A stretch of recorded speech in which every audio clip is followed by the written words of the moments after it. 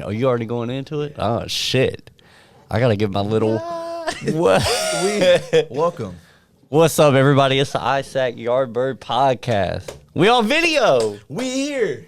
On video. On video. And the mic's still running. Oh, yeah. Dominic. Dominic Rowden. Rowden. I just fucked the whole thing up. It's okay. I do it all the time. At least you corrected me. It's okay. I was really bad about that growing up. Your own name? Because I was like, it's okay. And my grandma would beat my ass. She'd be like, you better tell me your name. And I was Yeah. like, yeah. Because that's your name. That's who you are. That's true. That's who we are, bro. Exactly. All we have is our name and our kneecaps at the end of the day, I feel like. I don't know. I barely got them. Ain't that the truth? Ain't that right, Dario? You gotta have some bad knees with the powerlifting you doing. I can't imagine. It's like good and bad days. Yeah? Yeah. Can you tell when the weather's changing or it's gonna rain or something? I could tell when a tornado about to come for sure. Yeah. Yeah. Damn. Storm chasing knees. Were you here when the one came through Sanford? When it hit the lows? Yeah. I was here, but I didn't see it. Okay. Because I'm alive.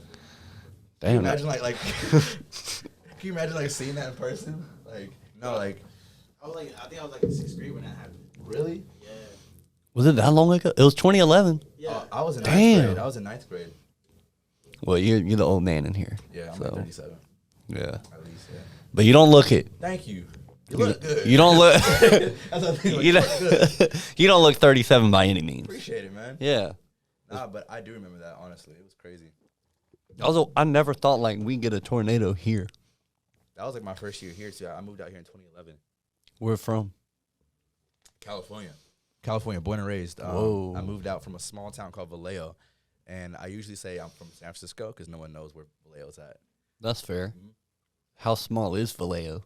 We were the first place to go bankrupt when the economy crashed back in like 2005, 8, I think. Like first in California or first? Yeah, we were the first in California. Like California California was like, I think, going through bankruptcy. And then our first town was the one that went, like, we just claimed it.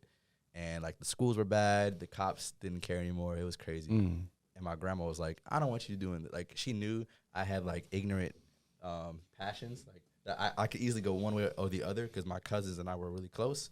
So we moved out here in 2011. Okay. Yeah. How do you look back at California now with what's going on there?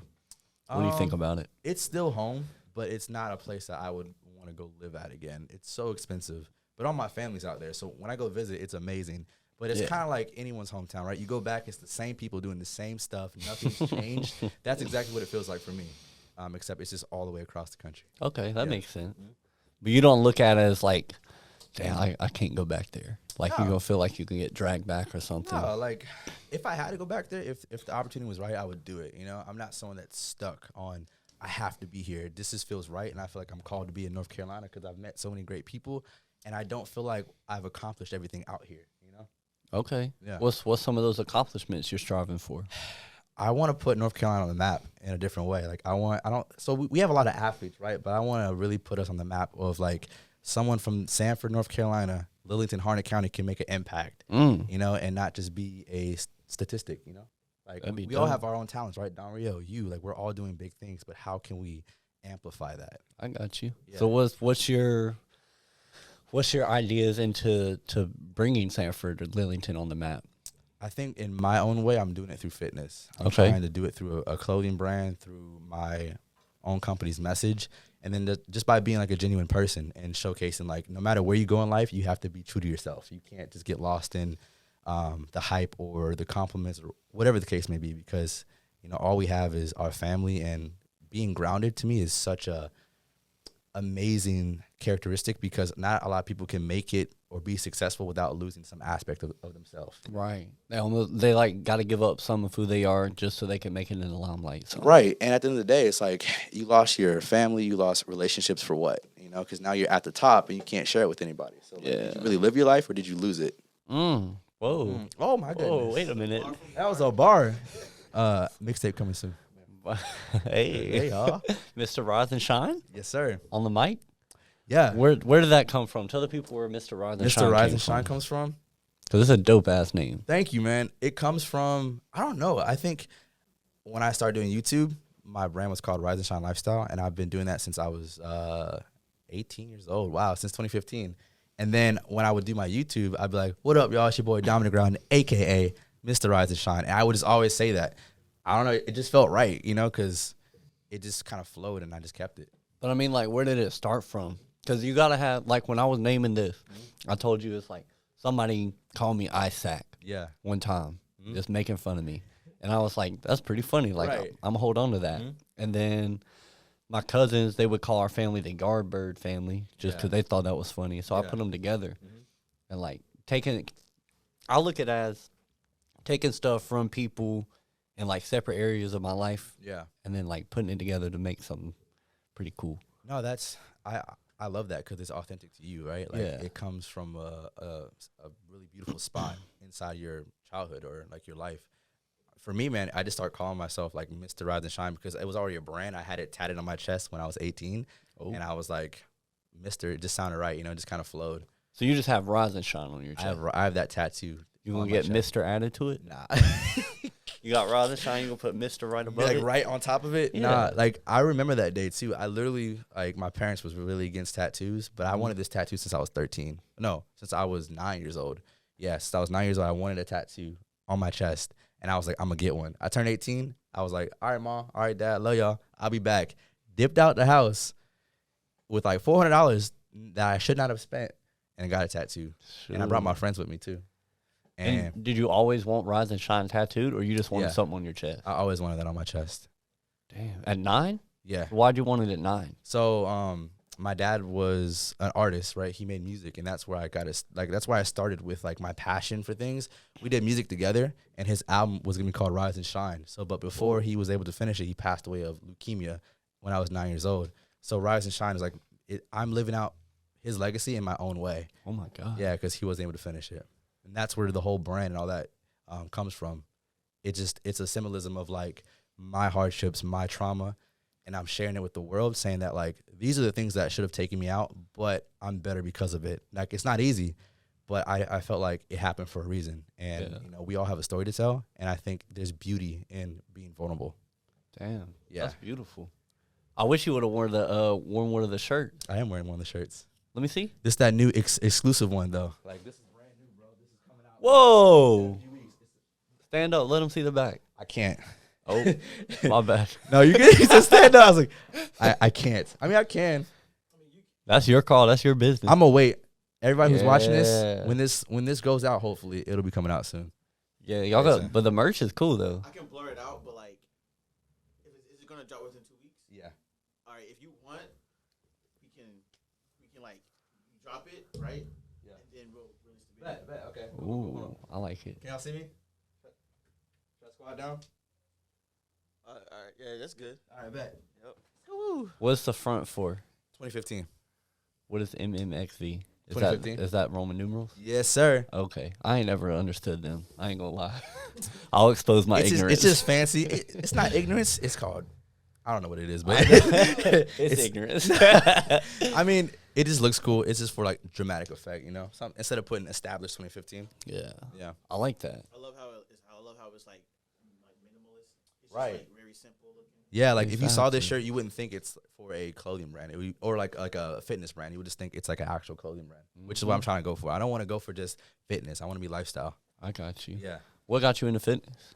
What got me into fitness? My good friend, Matthias Brown, when I was 14 years old, I was getting in trouble. I just moved to Sanford, was going to Western Harnett, and I was just trying to figure out who I was. But I've always loved fitness. Like I was telling you earlier before the podcast that, like, I grew up being an athlete from football, baseball, track and field, like basketball, everything. I always loved the process and playing for a team and all that. And I needed something to keep me motivated, but I stopped playing sports when I moved up here to North Carolina. I was like, I'm gonna do something different. Got in trouble and all that stuff a little bit. And then Matthias, I met him. He was a big influence, and he was like, hey, man, you're a good dude, bro. I was like, thanks. Like, I didn't really know who he was, but, like, he was like, yo, let's go work out sometime. I was like, all right. Went to the gym, and he kicked my ass. Like, I'm talking about I felt like I've never lifted in my life. Was he older than you? Yeah, he was like, when I was a freshman, I think he was like a junior. Oh, okay. Yeah, so he was like an older brother, role model for me. And, yeah, he got me to the gym, and I loved it. I was like, I don't ever want to feel like I can't keep up with this person. And that competitive aspect kept me going. And then from there, I've been going ever since. Like, Swole Fesser, right? Nah, that's my coach. Oh, okay. Yeah. Oh, you got a coach? Yeah. Shout out the coach. Shout out my coach, Marcellus Williams. Yeah. AKA the Swolefessor. Yeah. Whoa. He's located in Texas, Dallas, if I'm not mistaken. And he's like pretty popular in the whole powerlifting world. Okay. So what transitioned you into powerlifting? It's a big difference from just like working out, wanting to get better, healthy and stuff. Yeah. And then absolutely. you're like, I'm gonna get big as fuck. I mean, no, you're right, dude. So funny enough, when I was working at a gym called Fit for Life in Cameron, literally, before it moved to the one in Walmart, I used to work at the one next to the Food Lion. Remember that one? 87, right? Yeah, like right next to McDonald's, the Taco Bell. Dario knows. I used to work at that one, and that was like a small. I think they renovated it from like being a movie theater. So I worked over there. Okay. And they hired a trainer, and he was like, "You're pretty strong." I was like, "All right." And he was like, "Have you ever heard of powerlifting?" I was like, "What's that?" Like I had no idea. I was just working out and getting into bodybuilding, and then he was like, "Yeah, it's where you get tested on your 3 main lifts: squat, bench, and deadlift. You should try it out." And I was like, "Okay." He coached me for like a week, and then he dipped. He left the job, and I signed up for a meet, and I was like, "I guess I got to do it." So then I just competed, and I won. Whoa. Yeah. So when I won, I was like, "I think I could be pretty good at this." And I You was won like, the first one? Damn. I won the first one, and it qualified me for nationals, and then the rest is history. Dang, dude. That's what's up. So that guy literally just put you on and then dipped. Dude, literally worked there for like a few weeks and was like, "I'm out." I was like, "All right." And then I started doing it on my own. I started learning. Yeah. You got to be thankful for those people, though. Like, you never, like, some people you don't really get too close to, but they're there just to give you that extra nudge. Yeah. You know? Then I guess just disappear sometimes. Dude, everyone has a place and a reason in your life. Even the people that you count out, like even the bad interactions, all are for a reason. Yeah. You know, and I think we don't give credit to the small things and the small beginnings in life. We're always like, "Oh, that was horrible." I'm like, "But what did you learn from it?" Exactly. You know, like, what did you gain from it? I don't believe in L's. I just believe in lessons. I like that. Yeah. That's something that I try to tell, like, some people younger than me. Like, somebody asked me at work the other day, they were like, "What's your biggest regret?" Ooh. And I was like, I was trying to think to come up with something. I was like, I don't have any. Like, I have things that I know were wrong, that I know I shouldn't have done. Yeah. But because I did them, I learned so much from it to where I was like, I'm not even gonna think about going back down that road again. Yeah. So I don't good. like. Do you have any regrets In my life? Yeah. Of course. I think we all do, right? I feel like if you don't have regrets, you're not taking risk. Like, you're not living your life out of faith, and that's just what I believe in, because we're like, a lot of us are control freaks. We always want something to happen on our time when we want it now. And I think most of my regrets has come from not taking certain risk or overthinking certain situations or spending too much time in a place that I'm not appreciated in, you know? Like, and I think that's how I'm walking all 2022. I don't want to go anywhere that I'm tolerated at. And I know that's not going to be the case for everywhere. Like I don't demand respect or anything like that, but I just don't want to go places where I feel like my time is not valuable or like I'm not going to grow from it, right? Like, because we all have needs and wants and desires, and I think to grow, especially in this day and age, we have to go places that are out of our comfort zone that are going to push us to be our better selves. I like that. So you got to be comfortable being uncomfortable. Very uncomfortable. Yeah. That's where like you said, you were like, you can't get diamonds without pressure. You know? Yeah, right. And so you're feeling the pressure going into the nationals competition. For sure. Where being held in Las Vegas, right? Sin City. Yes, sir.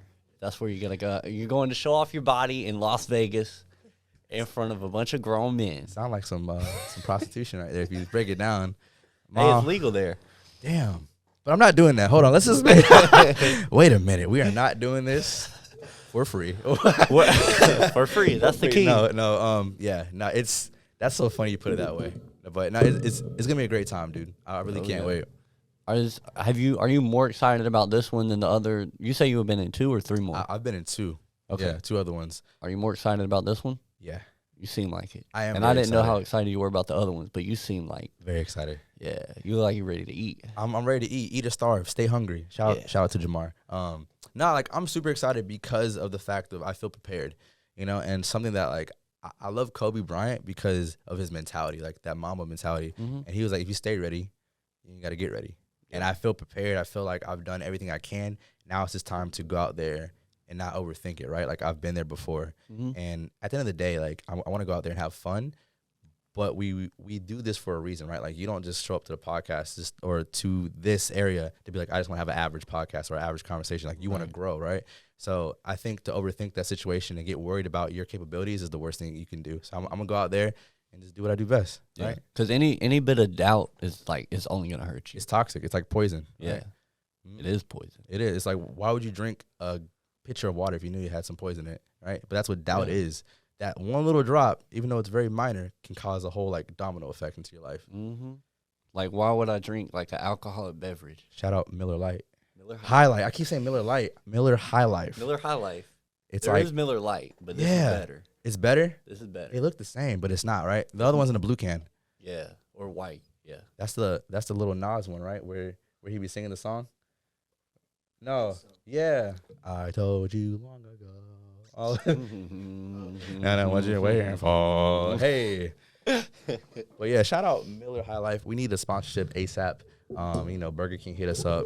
Shout out to other sponsors. We out here. Mountaineer brand. Oh, the actual sponsor. I got to shout them out. Oh my goodness. Brand. I'm glad you forget asked. about them. We Good can't. Gracious. I'm out here begging for sponsors. I forget about the one I got. Right. But we'll plug them in an ad later. Yes, sir. So 1,000 people gonna be there. Now you go. How early do you qualify to go into this thing? Like before it happens? You can do it as early as like the beginning of the year, right? They give you a whole year until like it's usually in June, so you have until about January to like end of April, close to May to qualify. And if you don't, then you just don't. And then it's based on, I guess they have different like categories, like weight classes. Yes. So then each weight class has the numbers that they have to reach. So it's more so like we're in a weight class and we get judged on how much weight we can lift, and the person that lifts the most wins. Oh. Yeah, okay. Right? So like let's say just for qualifying. Oh, for qualifying. For qualifying, like you have to be a certain weight and then you have to hit certain numbers, to qualify for it. Yep. I got you. What'd you put in? What did I put numbers?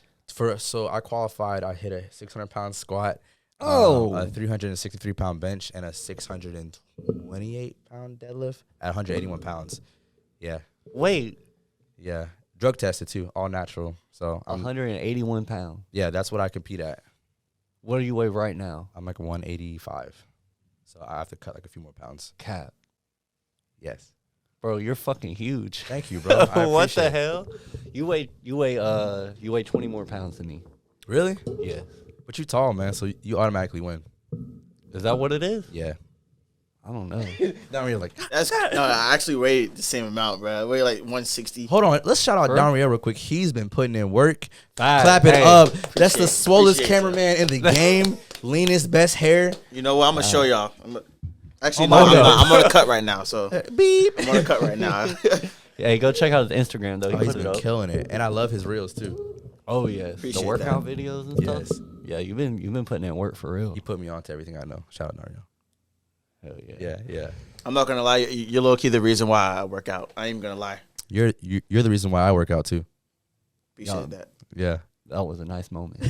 I felt that. Did you feel it? I felt it a little bit, a little right sparkle. in my heart. Yeah. A little sparkle. A lot of back and forth credit. It was. Yeah, for sure. It was a nice moment. It felt like it did. It's only because like when I would shoot for you, I was around people that worked out, and it was like their life. So Facts. I was just like, you know what, like. It felt weird. Like, it felt right when I started working out consistently. So I was like, I was trying to, when I got my new job, I was trying to find like more ways to like implement it into like my work schedule. Yeah. And the shooting and stuff like that. So I'm like, you know what?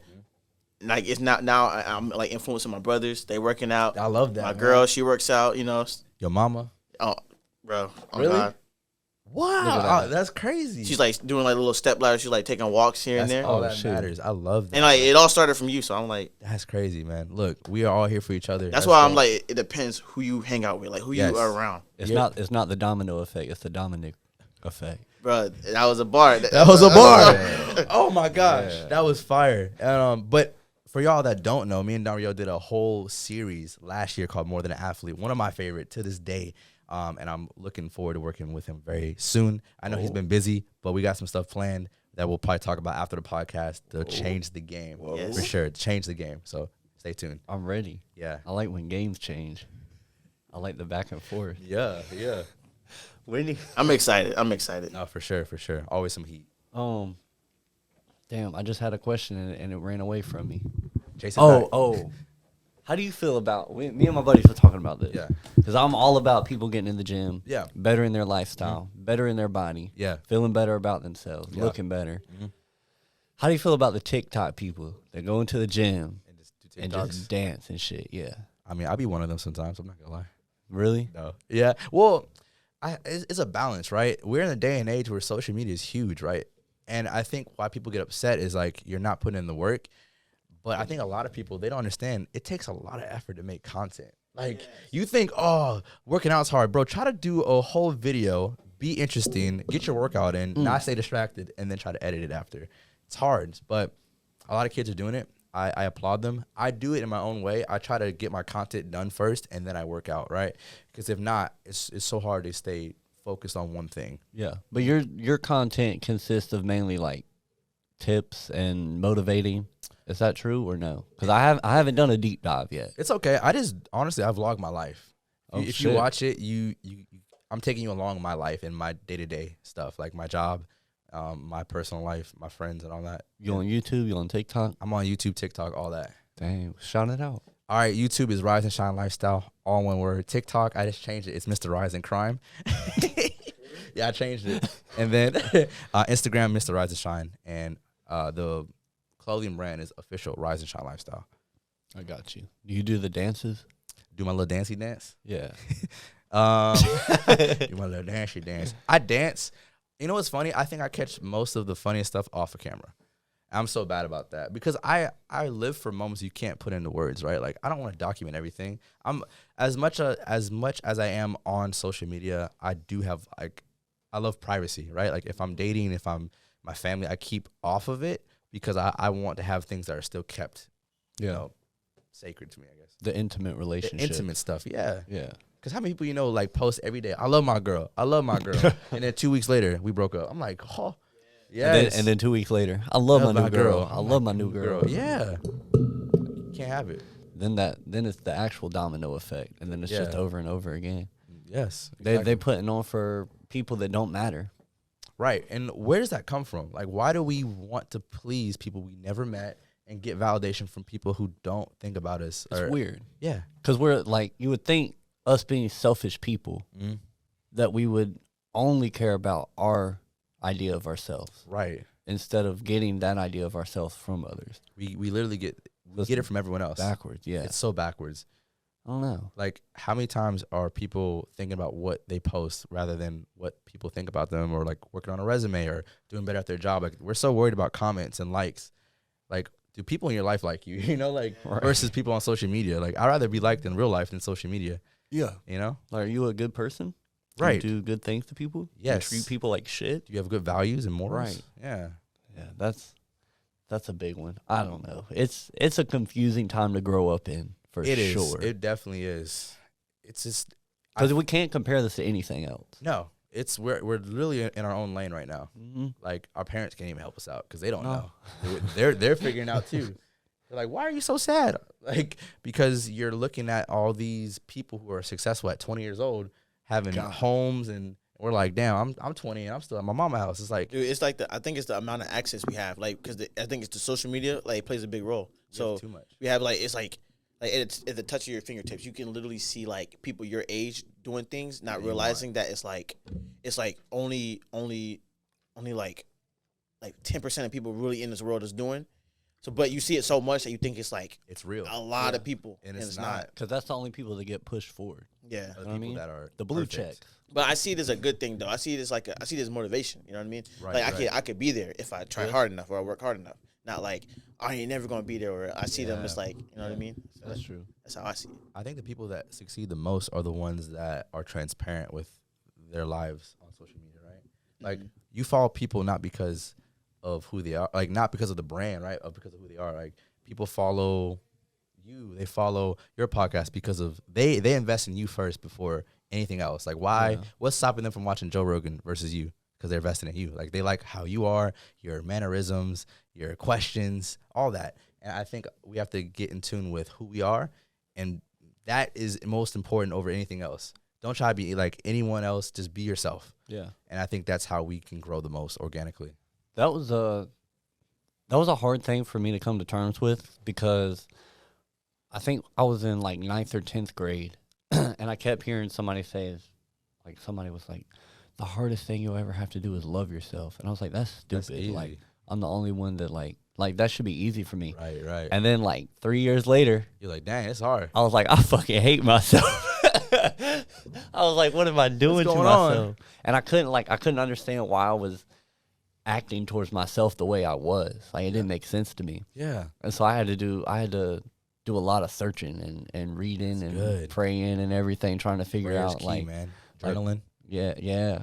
Like, why am I? Yeah, writing was a big one. Yes, you got to write it down. For sure. It even says in the Bible, write it down, make it plain. That's how it comes to life. You can feel it, like, I ain't trying to be cheesy. You can, like, feel that shit come out of you. Yes. It's weird. Yeah. Like, it builds up, and then you're like, yeah, write it down. And it's a good way to express yourself. Mm-hmm. I also believe in therapy, too. I'm about to, I won't say that. I'm about to start. I don't care. No, that's good, bro. I started therapy this year, too. For real? Yeah. Man, nice. That was one of my New Year's resolutions. I got baptized.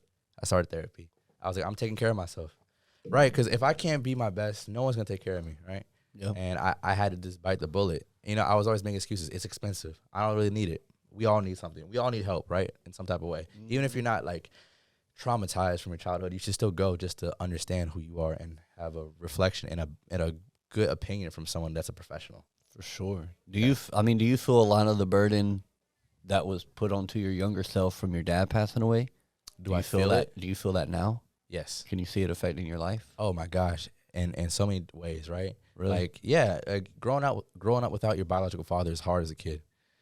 Even though I'm so grateful that I had my grandparents to raise me, it's still the questions like, how would my dad act? You know, like, what would he say? Am I like him? You know, but not having the ability to see those things, it messes with you because I have my grandpa. He's great. I love that. Like, he's the best role model I could ever ask for, and I'm blessed that God put him in my life.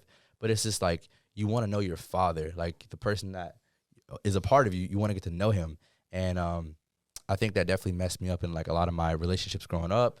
And just, it's been hard. It never gets easier. Like, I'm 25 now. It happened when I was 9, and it still like hits me to this day. Yeah. Mm-hmm. Do you have good memories of him? Yes. Yeah. I think one of my best memories was when I was younger. We would do music together. He would have me like on the mic like this. We'd be making stuff. He taught me how to play piano. He would take me to the park. Just like simple stuff, you know? It was great. You. That's like, I didn't know, because like I don't have a lot of memories from when I was younger.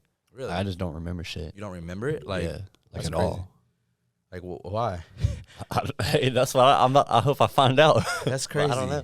I hope you find it out too. Like, that's scary though, right? To think like you get older. Some of us have a hard time, like you said, remembering things. Like I have core ones. Like there's stuff I can go back to, like, and I remember glimpses of a memory. But like I feel like I don't have like concrete memories that I can go back to. I think sometimes we're all just different, right? I think some of us have different gifts. Like some people can memorize stuff, right? Some people have a hard time, I don't know, learning. But I think that's crazy. You're the only person, the second other person I've met that has a hard time with like memories and all that stuff. Really? Yeah. Shoot. Like for me, I can remember when I was like a little baby being dropped off at someone's random house because my mom couldn't take care of me. Oh my God. Yeah, I don't know why. Maybe I'm just traumatized from stuff. But like no, I can. Baby? I remember what I looked like. Not what I looked like, but I remember like looking at like seeing the house. It was like yellow walls and the person, the woman's voice. It was crazy. Like a year old. I was like a few months old or something like that, and my mom dropped me off at her friend's house because she couldn't take care of me. Yeah, I have random ass memories about stuff like that. I feel like my first memory was probably like my second birthday or something. I thought you were gonna say like drinking beer. I was like, what? He's like, I was 8 years old. I was 16. When I was 9, I did a line of coke and then I'm shotgun like, the beer. He's like after that, shit's been different. I'm like, I wonder why. Like you can't remember anything. Oh my goodness, dude! I love hearing people that are like, they got stories. I heard Mike Tyson. Have you? Oh my goodness! You know a lot of Mike Tyson history? A little bit, yeah. Well, I think he was 13. Oh gosh, he did cocaine. I didn't know that. He started drinking at 13. At 13, and he slept in his mama's bed till he was 15. That's weird. Yeah, but don't fight that man. You can't tell him nothing. No. He'll knock you to out. the day. To this day. Yeah. Didn't he just beat someone's ass on a plane? Kick their ass. Well, the guy kind of had it coming for him. He definitely did. He was drunk. He was drunk on a plane. First mistake. Yep. Stay sober, kids. Especially he kept trying to talk to him and like get his autograph or something. He was like standing behind him, like tapping on his seat, and Mike was like, "Stop! Better tell this guy to fuck off." You stop it right now. He's like, "Please, man, stop it right now. I swear to God, I'll sign yourself now." Like, I was like, dude, if I was Mike Tyson, I would have gotten on a private jet. You know what I mean? Yeah. Well, first of all, that's a good observation. Why was Mike Tyson on a regular ass plane? He got money. He got a lot of money. He should have money. I know he does. Well, he got hands. We know that for sure. Maybe that's what it is. Maybe his subconscious is looking for a fight always. That's dangerous. You train a killer, the killer's still there. Or maybe he just didn't feel like buying a plane or something. I feel like it's pretty expensive to rent a plane, right? Your own private jet. It's got to be. With the money he made, I know he could have just put like down payment on one. You know? Or at least flown first Keyword class. he made though. Like, do you think he still has that much money? No. He sells weed now. He sells weed. He has his whole farm, weed company. He sells it. Yeah. Mike Mike Tyson's Tyson's that want weed. Mike Tyson weed, that shit hit you in the stomach. Yeah, they hit right now. Damn haymaker. Yeah, uppercut you. Mm-hmm. No, he got a lot of land. Have you ever seen the Mike Tyson show? His podcast? The Mike Tyson Mystery Show. Mike Tyson, yeah, I've seen Not it. the podcast. That's hot boxing. Yeah, that's the one I was thinking about. No, he's smoking weed. Yeah, with everybody. With everybody. Walk in, here's the blunt. That's crazy. Yeah, that's how. But he had a animated TV show. I think it was God. Mike Tyson Mystery Show or Mystery Bus or Was he something. like commentating, like narrating? He was his character. Like he was all the characters. It's so fucking funny. He plays himself. Norm Macdonald plays a pigeon in it. A pigeon. And yeah, and then there's like a ghost and a girl. And When they did this just come out? Can you look that up? Like early 2000s? Cameraman, this is dope. Bloop, bloop, bloop, bloop, bloop. But he would like, it's like Scooby Doo. Like they would get a letter in the mail and they were like, come solve this mystery. That's crazy. Oh, I remember that. Yeah. I don't remember It's this. like 2, 3, like there's one episode, the first one I saw, it's Mike Tyson goes to space. And he really went there, didn't he? yeah. He went to Mars? But I don't know. I don't know. That's crazy. But he would literally come in to do the show. Dang. Like the day of. Yeah. He had no idea what the script was. And he would just start reading. He would just read it? Yeah. So he would like stumble over words. They wouldn't reshoot it. It would just be what they it wouldn't reshoot it? It's you, fucking you hear him hilarious. study about, I thought. And I'm like, keep it in there. Run that shit. It's so funny, dude. Oh, my gosh. You gotta watch some clips of it or something. Hear me out, bro. We should make our own little like animated show. I'd be down. Yeah. Called Sand Trap. Sand Trap. Sand Trap Cinema. And it's cats that sell weed outside of the movie theater. Goddamn Skip. Right. I got an animator. IMAX. I got an animator. Bet. Yeah. Let's Yep. do it. All right. Nickelodeon. What's you know where to find us. Whoa. That probably should go. Yeah. I don't think they're gonna show a BET. cat sound. No, that's like more MTV, like Adult Swim vibes. Yeah, Adult Robot Swim, Chicken. there you Yeah, go. Adult Swim. What would your voice be for your cat? Like what? Like how would I make him Yeah. sound? He sound like a Jerome. He'd be like, "Hey, yo, my guy." You know, like Okay. deep voice, Right. ready about it. He'd be like, "Hey man, I got this for you right now." All right. Yeah. What about you, Dario? I don't even know. I think he'll just sound like me. You know what I mean? That's a crazy. Damn. Yeah. I got a bunch of different voices. You know, I can make Put one Joe. out there. Hit it. Whoa. What are you doing? Sound like Joe Yeah. Swanson. I should be Hispanic. My shit should be speaking Spanish. Hey, Holmes. Hola, what the fuck? Hola, mami. Hola, papi chulo. Have Bad Bunny in it. No, Bad Bunny, yeah.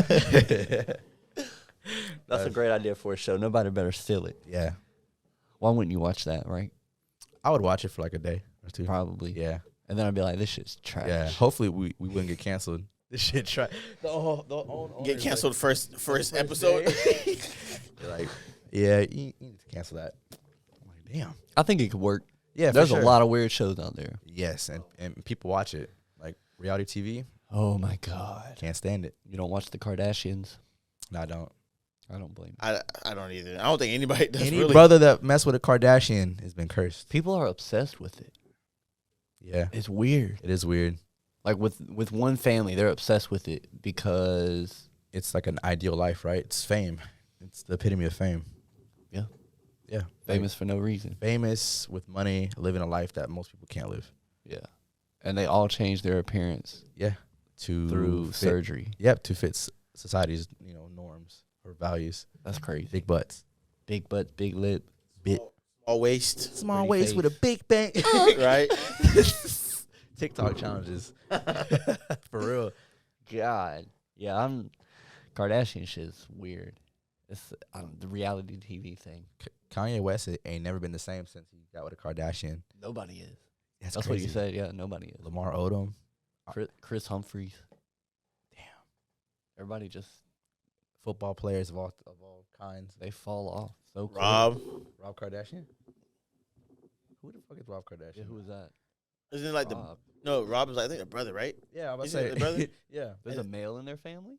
Yeah. But like he's like off the radar. Like you don't even hear about him. No one ever talks about him. Well, you got a name like Rob with Courtney and Kylie and Kendall. And I think disappear. Yeah. I think he do. I don't even know. I can't even tell you. I gotta look this guy up.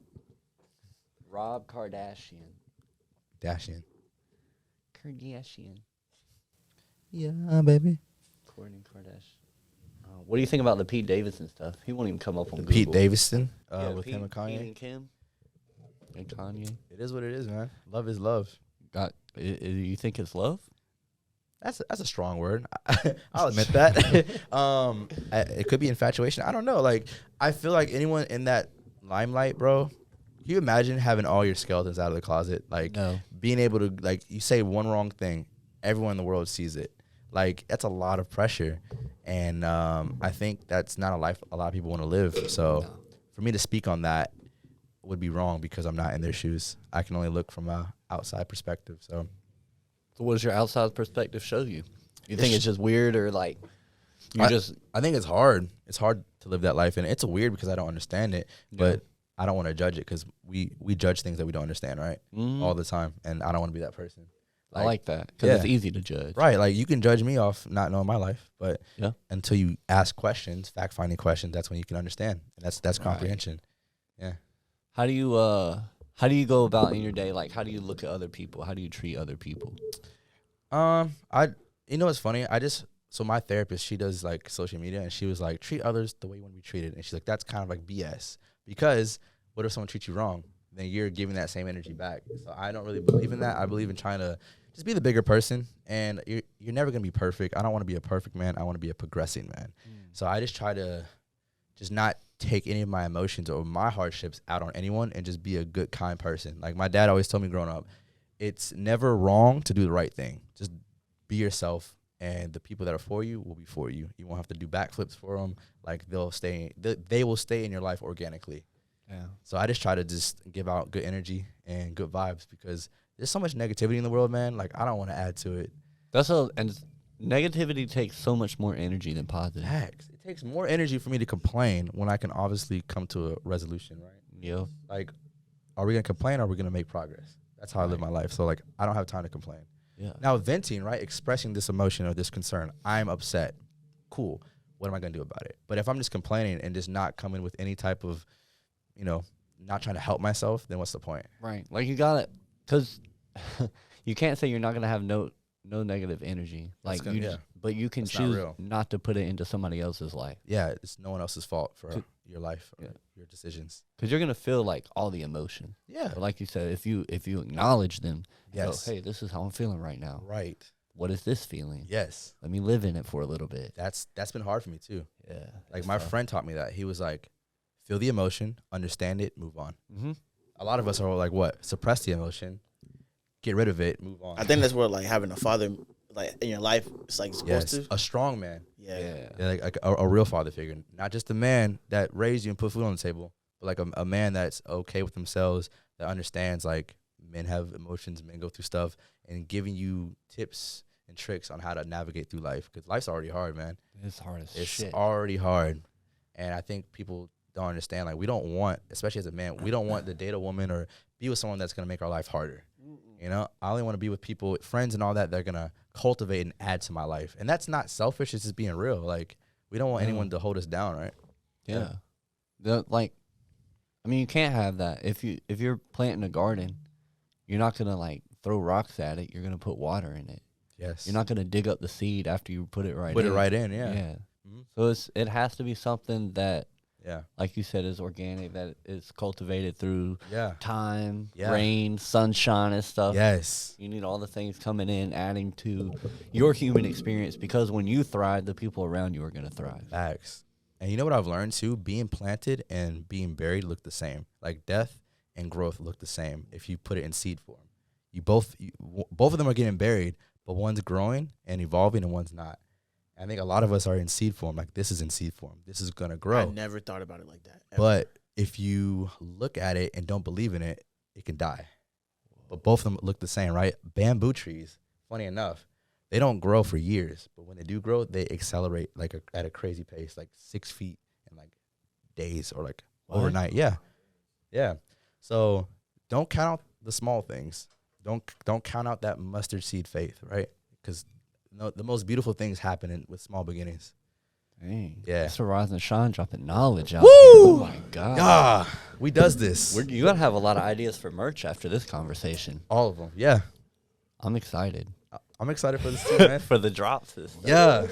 Check us out. Where is, you said mustard seed, that makes me think of the verse in the Bible. I can't think of the actual verse, but it's like, even the faith of a mustard seed can move a mountain or something like that. I believe in that. Yeah. Yeah, so much. When did you, are you a believer? Yes. You said you got baptized? Yeah, I got baptized this year in January. Nice. What led you to that conclusion that you needed to get that done? What's funny enough, like I'm living my whole life off of like commitment, being obedient, going all in, and that's funny enough. That's the name of my YouTube series that I started. But I was tired of half-assing things, and I felt like I was doing that with my relationship with God. Like I would do things, but I would still be trying to do my stuff. What does Dominic want? And I was like, God, I want to go fully in. I want to just serve and do the best I can and stop trying to sustain things that aren't meant for me, because I see how hard it is when it's out of your will. So this year I was like, I'm getting baptized. I'm taking care of my mental health. I need to be the best version of myself if he's going to move and put me in places to grow and to make an impact. Okay. So that's been my whole mindset this whole year. Dang, nice. Yeah.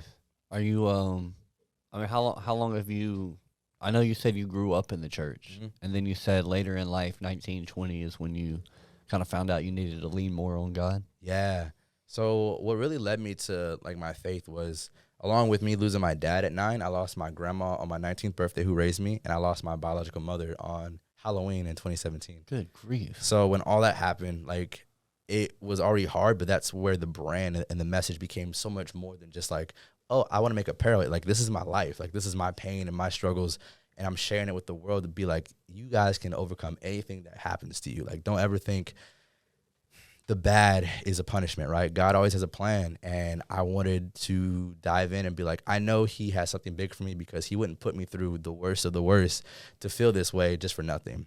And I felt like when I started really diving into my faith and growing with God, like not just getting brownie points for going to church, not just getting brownie points for reading my Bible, but actually being like, what does God say? What does God want from me? It opened my eyes to being like, this life is so much more than what we take it for. And walking in purpose has been my biggest mindset and my biggest goal. That's an amazing perspective. Since 20 years old, yeah. Wow. That's all I had, man. Like, when you lose, like, I have this big fear of losing everything. Like all I have left is my grandpa, and, like, I got to make him proud, you know. I got to keep going, because, you know, life is temporary. Life is a gift, and I don't want to live this life being alone. And I think I was so afraid of that for a while, but I know, like, wherever God's taking me, he's preparing me for something huge, and he's making sure that I'm not going to feel that, you know, that I'm going to be able to overcome that fear. I think that's something like all humans search for. They're always searching for a purpose, or we all want purpose. A yearning that there's something else out there, because if there's not, then you just feel lost. How many times do you feel lost, right? Like when you're not walking in purpose, and when you're not doing all the time that light your heart on fire, you just feel like you're going in circles. You're always confused. You feel tired all the time. Nothing's ever enough. Yeah. Like even when you have like a short-term goal and you get it, and then 5 minutes later you feel empty. And that's what I was tired of having. Yeah, because it was just your will, like, fulfilling. It was nothing impactful. It was nothing that really meant anything, right? I want to find love. You get with a girl, and then it's not what you thought. No fulfillment. I want to make money. You make the money. No fulfillment. So it's like we were leaning on to the wrong things. And then I was like, I don't want this anymore. Like, I've done that.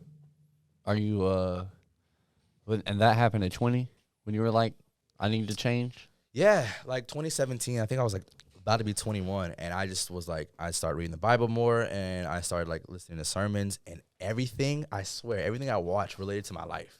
I was like, there's no way this is like some mumble jumble. Like, this is real. Like, how can I watch this sermon and this man that I've never met that's in Tulsa, Oklahoma is speaking to me on such an impactful way? Yeah. And I was like, that was God speaking. And then from there, I kept like, all right, I'm trusting in you. And he kept giving me little bits and pieces to be like, keep going. And when I lived my life off of like praying and like really just taking myself out of the equation, I started like doors started to open up. Things started happening that I couldn't force. Like even if I tried to, like here, there's no way I could have found you out of nowhere and be like, hey, I want to be on your podcast. Like I didn't know that was going to happen, but we're here for a reason. And sometimes you won't figure that out until you're out of it or until you get there. Yeah. And that's called having faith, right? Right. Yeah. We're going to go to a quick ad break for our sponsor, Mountaineer Brand. Today's episode is brought to you by Mountaineer Brand. Yeah. Mountaineer Brand offers the very best in all-natural beard care products. Maybe you're tired of looking like a sheepish, pale-faced little boy, and you think, I want to grow a nice, masculine, testosterone-filled beard. Well, look no further than Mountaineer Brand. They'll help you out with that, with the beard growing kit that they have. Use my code Eyesac, EYESAC, for a 10% discount off your entire order. And it's not just a one-time thing. Go on there and get another thing right after you ordered the beard growth kit, because you're going to need something to keep it up. The beard oil, the beard balm, it all smells so good, and it's all natural. So go to mountaineerbrand.com and get your beard care products and use my code Eyesac, EYESAC, for a 10% discount. Yes. He's important. He's cheeks. Oh, but yeah, the faith is a big thing where you can really find meaning. And yeah, absolutely. I struggled with it for a long time. I was like you, like when I was probably 21, I think.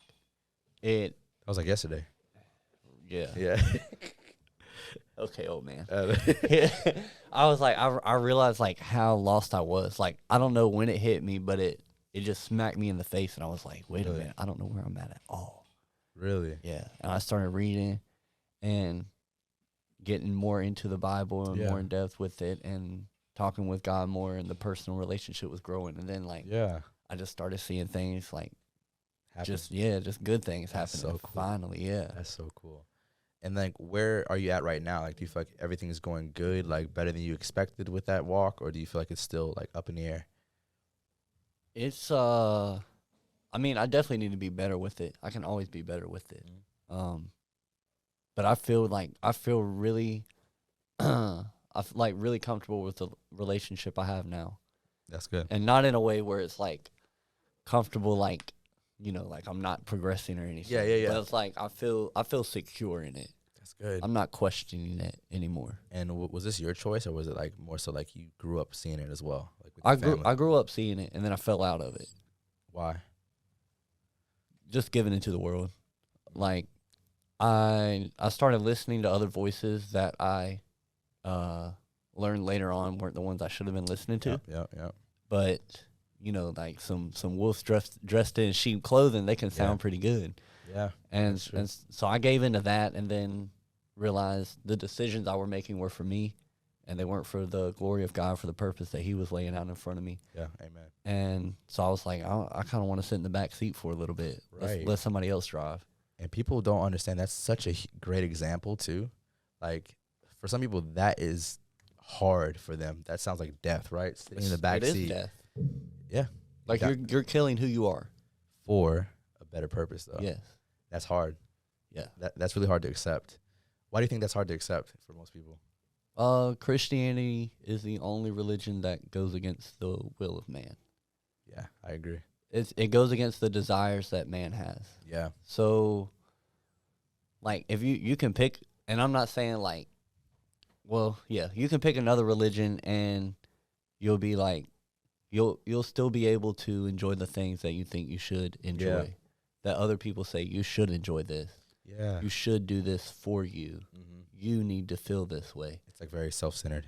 Yeah, very self-centered. And this is all for the glory of God. That's what it says. Yeah. So it's like you have to sacrifice yourself for the glory of God. Mm-hmm. Like it says in the Bible, it's like there's no greater gift to give than laying down your life for your friends, your brothers, whatever it may be. Yeah. Yeah. And so I look at that as just, I mean, I apply that example a lot throughout my daily life. Like when I could just snap and be like, you know, this dumbass decided to make a decision where it hurts a lot of other people. And instead of pointing it out to him, being a bigger person. Yeah, just accepting it, picking up his slack, putting it on my back, and carrying it a little further. That's hard. So that it keeps going on. It's so difficult. That's such a mature thing to do, and a lot of people have a hard time with that. Yeah. Because where people get, offended very easily. Very easily. So the fact that you're able to do that, I applaud you, brother. That's dope. I don't do it all the time, but I try to. I'm not saying I'm perfect. That's just that. But like you, I'm striving to progress every day, be better every day. That's all we can, man. I'm tired of people trying to be perfect. We're not perfect. Yeah, because it's impossible. We will never be perfect. Say that again. We will never be perfect. Never. So what's the point of trying? Right? Progress and consistency goes a long way. Just like in the gym, right? You can't work out one day and you have everything you want. It wouldn't be worth it. You got to do that shit for years. Consistency adds up. Yeah. I'm looking forward to that day. Like I started working out in November. Ooh. But like actually staying with it. It's hard. I started probably 3 or 4 times before. Yeah. And I get to a week, 2 weeks, and I'd be like, man, I'm sore. I'm tired. That's where the growth happens, though. I know it, but I didn't realize that then. It's okay. I was like, I'm going to take some days off. And then I just never went back. Yeah. We can't be cuffed to convenience. A lot of us are cuffed to comfort, right? Once things are out of our comfort zone, it's like, oh, this is a little harder than I thought. We're like, I'll dial back. That's the worst thing you can do. At that exact moment where it starts to get hard, that's when you need to push. That's when you need to really keep going with it. Because that's how you create a habit, right? It takes 21 days. 21? 21. 21 days to make a habit. So 3 weeks. It takes you 3 weeks. Like if you can just tough it out for the 3 weeks, you'd be surprised what you can do. Oh, you ain't lying. That's anything. I'm not even talking about just working out, just like in general. Whether that's you trying to be, you're trying to write a book, you're trying to make a podcast, you're trying to start your own business. Give yourself 3 weeks, right? And it can change your whole life forever. That's something that blew my mind because I would look it up after I would quit going to the gym for a short period of time. Yeah. I go, how do you consistently go to the gym? How do you break through that wall to where you keep going? You gotta embrace the suck. Do what? You gotta embrace the suck. Yeah, people would say that they'd say get to the 21 day mark, do 3 weeks, just don't give up for 3 weeks. Right. If you want to give up after, That's cool. Whatever, try again next time. But they were like, just do 3 weeks and see how you feel. Yeah. I was like, okay, I'm gonna do that. I started in November. Yeah. Bro, on the 20th day, I was like, dude, this is so hard. I went in on the 21st day, and the day after that, my body was like, get in the gym. Yeah. It started talking. It was like, get in the gym, bro. What are you doing? And now, if I have a rest day, but if I go the next day and I'm like, I'm still sore, I can't go, I have to go. I can't not go. Right. It's crazy. You got to force that growth, man. It is. So I tell people, I talk to people in the gym sometimes, and I'll be like, how long you been going? 2 weeks. Yeah. On and off. I'm like, go to 21 days. They're like, all right. Yeah. And then boom.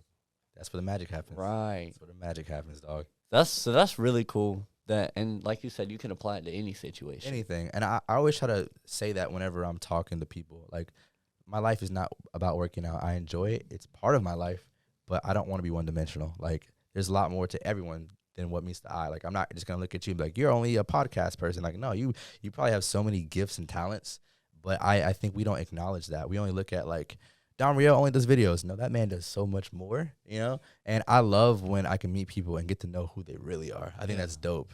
I think that's amazing. I do too. Yeah. That's why that's one of the main reasons I started this. Yeah. Just to learn about people. It's cool, right? Because you can find so much inspiration from so many different people. You can learn from anyone, a kid, anything. Yeah. I love it. Like you talking about losing, 4 3 people. Three of the most important people in your life. Yeah. And then still having this perspective and this mindset is like baffling to me. It's crazy because I can't imagine losing somebody like that. Yeah. And I don't wish that on anyone either, you know? Yeah. Like my buddy, he's about to lose his dad. I'm sorry. Yeah. And he's in the hospital now. And I think he's a year older than me. Yeah. And I went to talk to him Friday, and like I was expecting him to be beat up about it, you know, sad, like because it's happening right now. He was like, "Man, I'm doing pretty good. Like I'm really just ready for it to be over, because I mean his dad's just like suffering at this point. Like there's no chance he's gonna make it through. Yeah, it's just hard to hold on at that point. He was like, he immediately went to the most masculine thing he could have said. He was like, I'm worried about having to take care of my mom now, my aunt now, my grandma now, because if he knows it falls on his shoulders. Yeah. So I was like, dude, that's like, it sucks, but that's awesome that you're already like I'm not saying he needed to apply that at that moment, but the fact that he was unselfish, that he's able to do thinking about that, instead of going, instead of going, why is this happening to me? It's like a switch. It's a switch, and it's so easy to be in that mindset of why, and once you stop asking why and be like, this is what I'm dealt with, how am I going to deal with it? You know, that's when you grow. Because if not, it's no point of feeling sorry for yourself, and the people that you've lost, they don't want you to feel sorry for them or sorry for yourself. They want you to grow, because life does go on, and it does suck. It never gets easier, but I do believe it does happen for a reason. And I know people may not agree with that, but it happens. Like, death is a part of life, but I think there's beauty in everything. I agree 100%. It's hard, but it's hard to talk to people when they don't have that mindset, and you're trying to be like, no, like it does get better. You're gonna learn from this. It's gonna make you stronger. They have like a chip on their shoulder. Yeah. And I don't want to hear it. Yeah. You're like, but they don't perceive it. They see it as like half empty and half full. Yeah. A lot of people get bitter. Like, they do. Like, they start hating the world. They start hating the world, and it shows. And I'm like, I don't want that, you know? It's no one else's fault for what happened in my life. And what happens in your life. And like going around with the chip on your shoulder just makes your life harder, because now you're pushing people away that could possibly be a big chapter in your life. For sure. Because people don't want to be around that. No. And then they're like, I'm lonely. Yeah. You push everyone away. I wonder why. Yeah. It's like, but there's no right way to grieve. You can't tell someone, oh, you should deal with it by now. It's over. Yeah. Like, no, there's no right way to deal with stuff like that. Like you have to have the season of mourning, the season of grief. Seasons, yeah. Yeah, because like it's an overwhelming thing for your body to go through, your mental state to go through. Yeah. Because especially if you're as connected to your dad, like that's your dad. Like he's you. You're him. I'm a part of him. Right, yeah. You have his blood in your body. Yeah. And so to have that just ripped away, like your whole body is experiencing so much shock and trauma.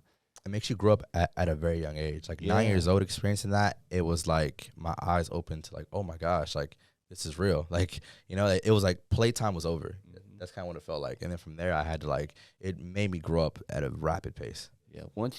There's a lot of people that say, and I mean, there's evidence that supports it. It's like when a child sees like so much trauma or goes through so much trauma or sees death in front of them, they have a firmer grasp on like the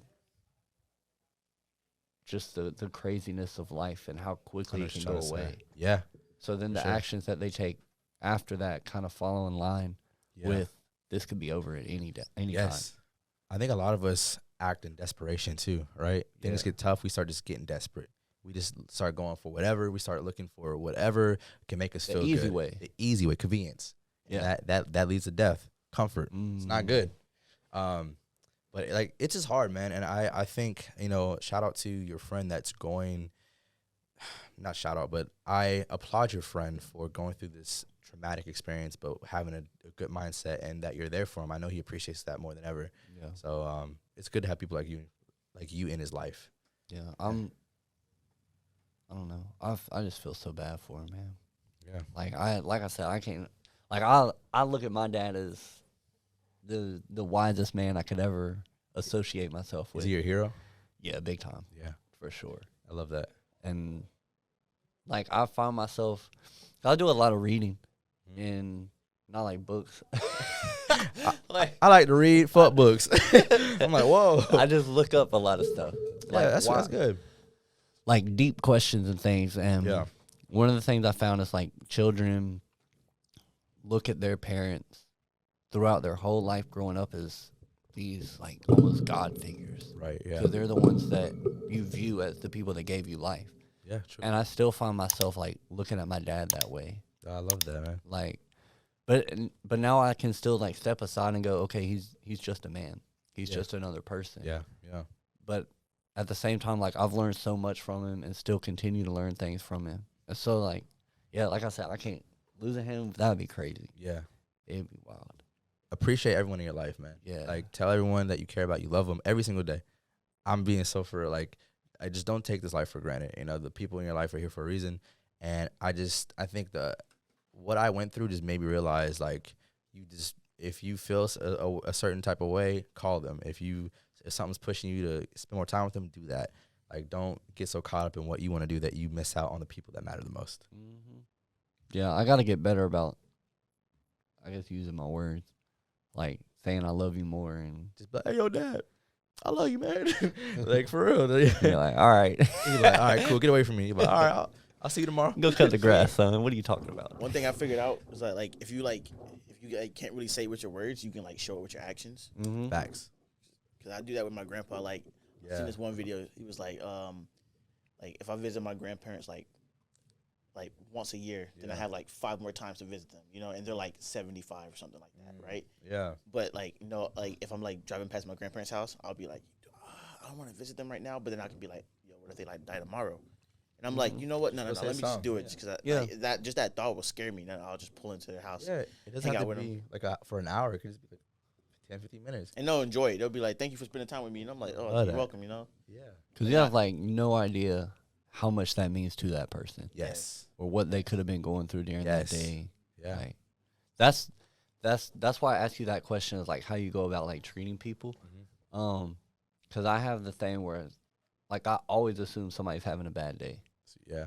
I like that. Like no matter what, because if I go up and somebody asks me a question and I kind of blow them off or something, or I don't give them my full attention. That's hard. And it pisses them off. And that was the one thing that like pushed them over the edge. They were just waiting for one more thing to blow up or to get extra mad about or to pick a new enemy. So now I'm like, you don't want to be that catalyst. Right. Yeah. So that's crazy. Yeah. That's a good way to live and go about your life. It's probably not the easiest thing to do, but it allows you to live by a certain standard and a principle. Yeah. But it's like the habit thing. Like if you do it, just try it. Try it for 21 days, Dom. I'll do that. Yeah, absolutely. Yeah, because then it gets easier, and then when you do, because then it becomes a choice.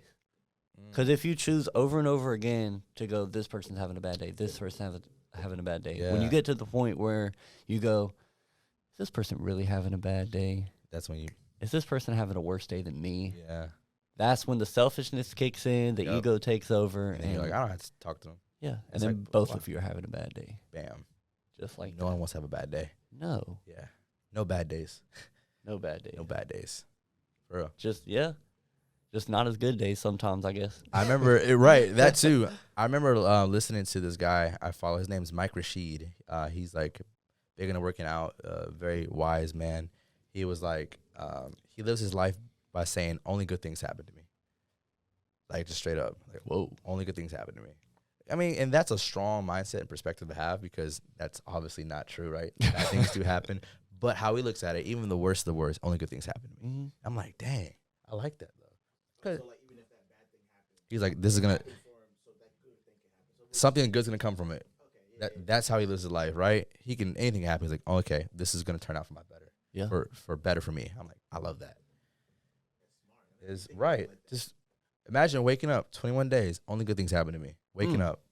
You can have the worst day of your life, only good things happen to me. And then over time, things will start connecting and coming together. And woo, here we are. Yeah. You know? I like that, and I like what you said. Like, I love what you said. Expect like for to treat someone like they're having a bad day, which means you're gonna treat them better. And like, right. You know, they might have a good day, you know. And right. You treat them better, which, you know what I mean? Yeah. Just like people, because like when you wake up in the morning and something goes wrong, and then you just go, oh, I knew today was going to be shit.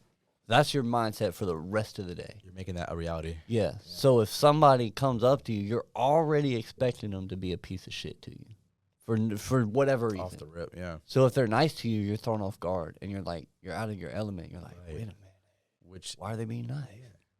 So it'd be nice, then it can switch them just as quick. It could switch them if you were rude. Yeah. Yeah. I believe you also reap what you sow. Like, you really do. If you put out bad stuff, you're going to get it right back. Like karma? Something like that. I don't know. Like, I do believe in karma, but I just believe, like, if you're putting out just bad energy, if you're doing people dirty, it's going to come out.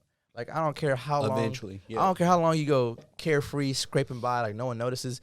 One day, all your skeleton, all your dirty laundry is going to come out. Like Harvey Weinstein. Yeah. I don't know who that is. What? Yeah. Who? Oh, shit. Harvey Weinstein. That sounds familiar. I was like, I was a laugh. I was like, you know who he is? Yeah. Really? So he had this huge movie production company, the Weinstein Company. Oh, so shoot. hold on. I got to pull up the movies he's done because you're going to know like all of them. You watch movies? Yeah. Weinstein Company. They playing Doctor Strange. Oh, they are. It's right above us. That's fire. I love that movie. Shout out Doctor Strange. I didn't watch it. I'm watching this Friday with my girl. Yeah. Okay, so they have the King. You ever seen The King's Speech? It's a good one. Fruitvale Station. Yeah. Yeah. There you go. Silver Linings Playbook. Yep. The Imitation Game. Yeah. Okay. Django Unchained. Oh, hell yeah. Like The Master, Begin Again. Yeah. A bunch of famous movies, and the list goes on and on and on. But Harvey Weinstein was the owner, co-founder of it. And it came out, what do you think, Don, like 5 years ago, 3 years ago? About Weinstein and everything he did. I think like 2018, 2017. Okay, yeah. But it people like started coming forward saying that he would tell people when they came in for an audition, he'd be like, "You want this role?" And it's always a woman, and they would go, "Yeah," and he'd go, "Okay, come to my office tomorrow night. We'll talk about it. I'll go over the screenplay and stuff." Dirty. Yeah, and he'd say, "I can get you in. Do you want to be in this movie? Yeah, suck my dick, or I guess we're gonna have sex then or something." And he would tell them, "It's like I can put you in this movie and make your career, or you'll never work in Hollywood again." That's horrible. Yeah. And so now he's in jail. And everything came out. See? Yeah. He thought he was getting by. He thought he was just, a squirrel getting a nut. And he was for a little bit. And he was like, I can do this forever. Yeah, and all of it came out because you can't do that. Like, you can't go in life just screwing people over. Because I don't care how famous, how much money you have, how much respect you have in that industry, it's going to come out, right? And I think the people that do it the organic, the right way, have a better career. Yeah, eventually. Like I said, you got to play the waiting game. You got to be patient. You got to be patient. And it's hard because I think good people do finish last sometimes. No, they do. Like, they finish on top. It's like a marathon, right? But tortoise in the hair. The tortoise in the hair. but the people that are doing it dirty always seem like they're just skyrocketing to fame or success. And then you realize, oh, man, they was cheating on their wife. They was doing all this crazy stuff. And now they fall down quicker. And that person that's slowly taking their time makes it. And they got a big foundation with huge them. Foundation. They can build on it quick. Mm-hmm. Yeah. Yeah. Because when you're in the trenches like so long, just trying to get out, year after year after year after year after year, and you're like, oh yeah, I was about to go in year. And you're just waiting to see the sun, and you're like, when is this gonna happen? Yeah. What is it even worth it? Right. You'll get a little nudge. You'll get the guy that comes like, I think you should do powerlifting. Mm-hmm. Oh, okay. Yeah. And you probably had some more people come up and be like, I think you should enter this competition. Yeah. I think you should do this one thing that could change you. And then you do it and you're like, damn, they was right. That's crazy. And you realize, like, running through all those trenches, people start following behind you. People jumping out, trying to push you through because they trying to get out too. Yeah. And that's crazy. Yeah. Like, eventually, hopefully you get out there, We trying, bro. And I truly believe that, to me, I define success as I don't want to do it alone. Like, if I make it, quote unquote, whatever that is, I want to take the people that help me along the way, hopefully up there with me, right? Because it takes a village. I don't believe anyone does this stuff alone. You cannot grow or get into the place that you're called to just by yourself. No. Whether that's having a good partner, a good team, someone, or some people are going to be behind you, pushing you and helping you along the way. Absolutely. Like, I couldn't have done half the things without Don Rio. I couldn't have, I feel like this podcast is going to blow up to do incredible things. I can't do that without you. And, like, it's just so many people that are a part of the equation. Yeah. And, like I can't do that without you. Like, this isn't going to grow if I just don't get guests. Yeah. And that's the way I want it to be. Like, there's plenty I like doing some solo episodes, but I don't know. I much prefer this. Yeah, me too. Learning about people. Like, I've learned so much today. I'm gonna try the 21 day of what do you say? Only good things happen to me. Only good things happen to us. I'm gonna try that. All 2022. See what happens. Yeah. That's gonna be dope, man. You can have that sponsorship. You can have more people. It's gonna blow up. Watch. I'm ready. I'm ready for you. I'm ready for you, dog.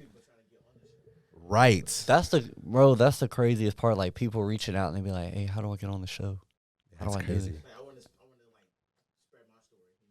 Yeah. And that's what it's about too. Like, that's what I wanted it to be. Yeah. So it's so cool that it's been like a year, a month, 2 months or something. Dang. I feel like, to me, like, my fault. No, you're good. I feel like whenever people like podcasts like these are like books, but like freestyle. Yes. Like that's how I see them. They're like books. Audiobooks. Yeah. I like it. I love podcasts because Me too. At work, I used to work like 10-hour shifts, and I would just go 10 hours just listen. Hell yeah. Just learn. Yeah. That's what I do too. Like, throw it on, play a couple episodes, either laugh or learn something. Yeah. Yeah, I enjoy it. I was telling my buddy that is doing his own thing, like a creative art stuff, and he was getting frustrated with not seeing the results he wanted to see. Oh. And it plays into that getting bitter because you don't feel like you're getting what you deserve. Yeah. And I look at it from the perspective of I deserve nothing. Yeah. Because, like, that goes into my, like, relationship with God. It's like, if I, like, the verse where it says, what is a man to gain the world but lose his soul?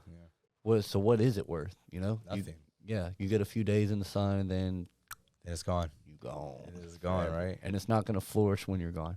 Right. And I told him, I was like, look, dude, you don't have to see the results right now. You don't have to see them tomorrow. You don't even have to see them in your lifetime. But if you make a change, if you make an impact, and people, like, still take what you used to do years after you're gone, then you did what you were supposed to do. Amen. Yeah, as long as, it's a good thing. Right. It's like, we're not talking about people trying to get the third right going back up and shit. But that's crazy. I mean, and then I think from my dad, or I don't know where I heard this from, but he said, when you're good, you'll tell people. When you're great, other people will tell you. Whoa. Right. Whoa. You had a wise father. I mean, people be like, I'm great, I'm good, I'm the best. But literally, when you're great, people will tell you. You don't gotta like fish for it at all. And kind of going back to everything that we talked about, like, you know how we're made fruitful? Like, it's by being crushed. How do you make wine? You crush stuff. Gotta stamp on them grapes. So what does life do to us? It crushes us. But it sure does. It makes us fruitful, but we can only produce what we have inside of us. If you have resentment, bitterness, hatred, whatever, that's where you're gonna push out into the world. So you got to make sure your heart posture is in check. And I think a lot of us don't have the right heart posture. And I also believe in, like, it doesn't matter how much money you have in the bank if your heart is bankrupt. Damn, man, you just straight bars. Whoa.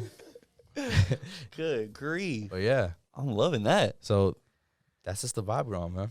I like that. Yeah.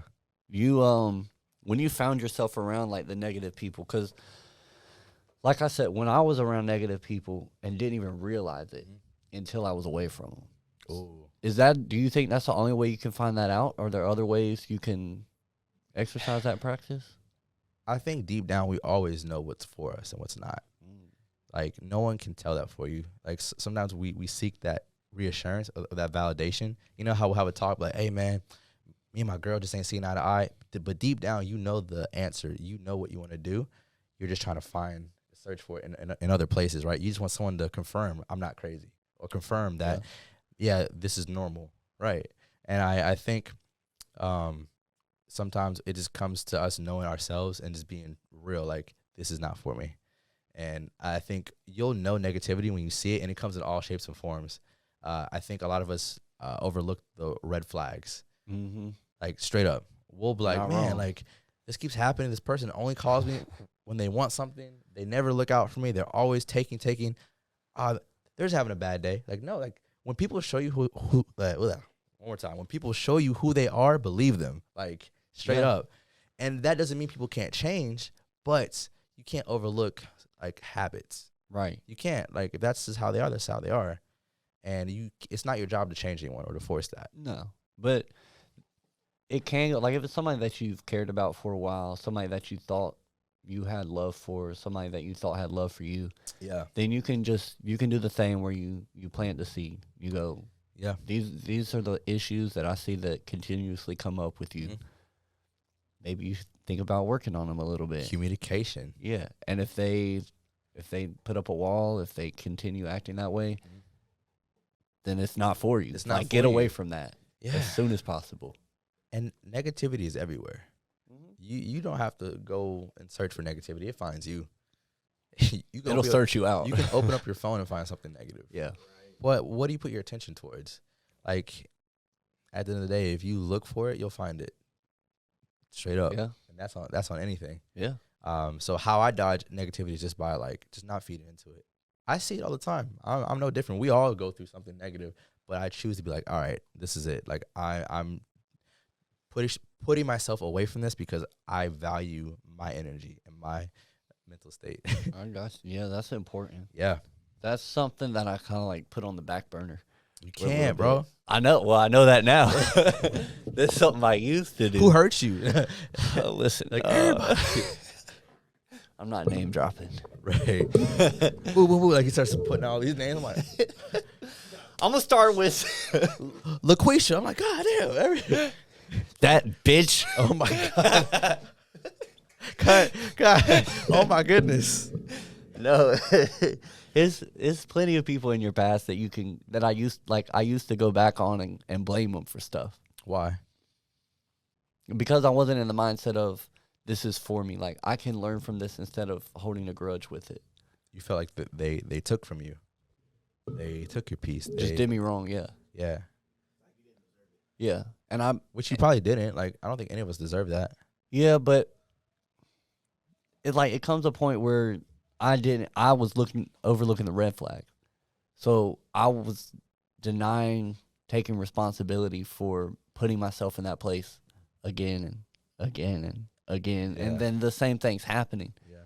And then eventually I was just like, man, I'm doing this. Yeah, like, I'm tired of pulling on the rope, holding on. Right. Let me let go. See what's on the other side, you know? That's good.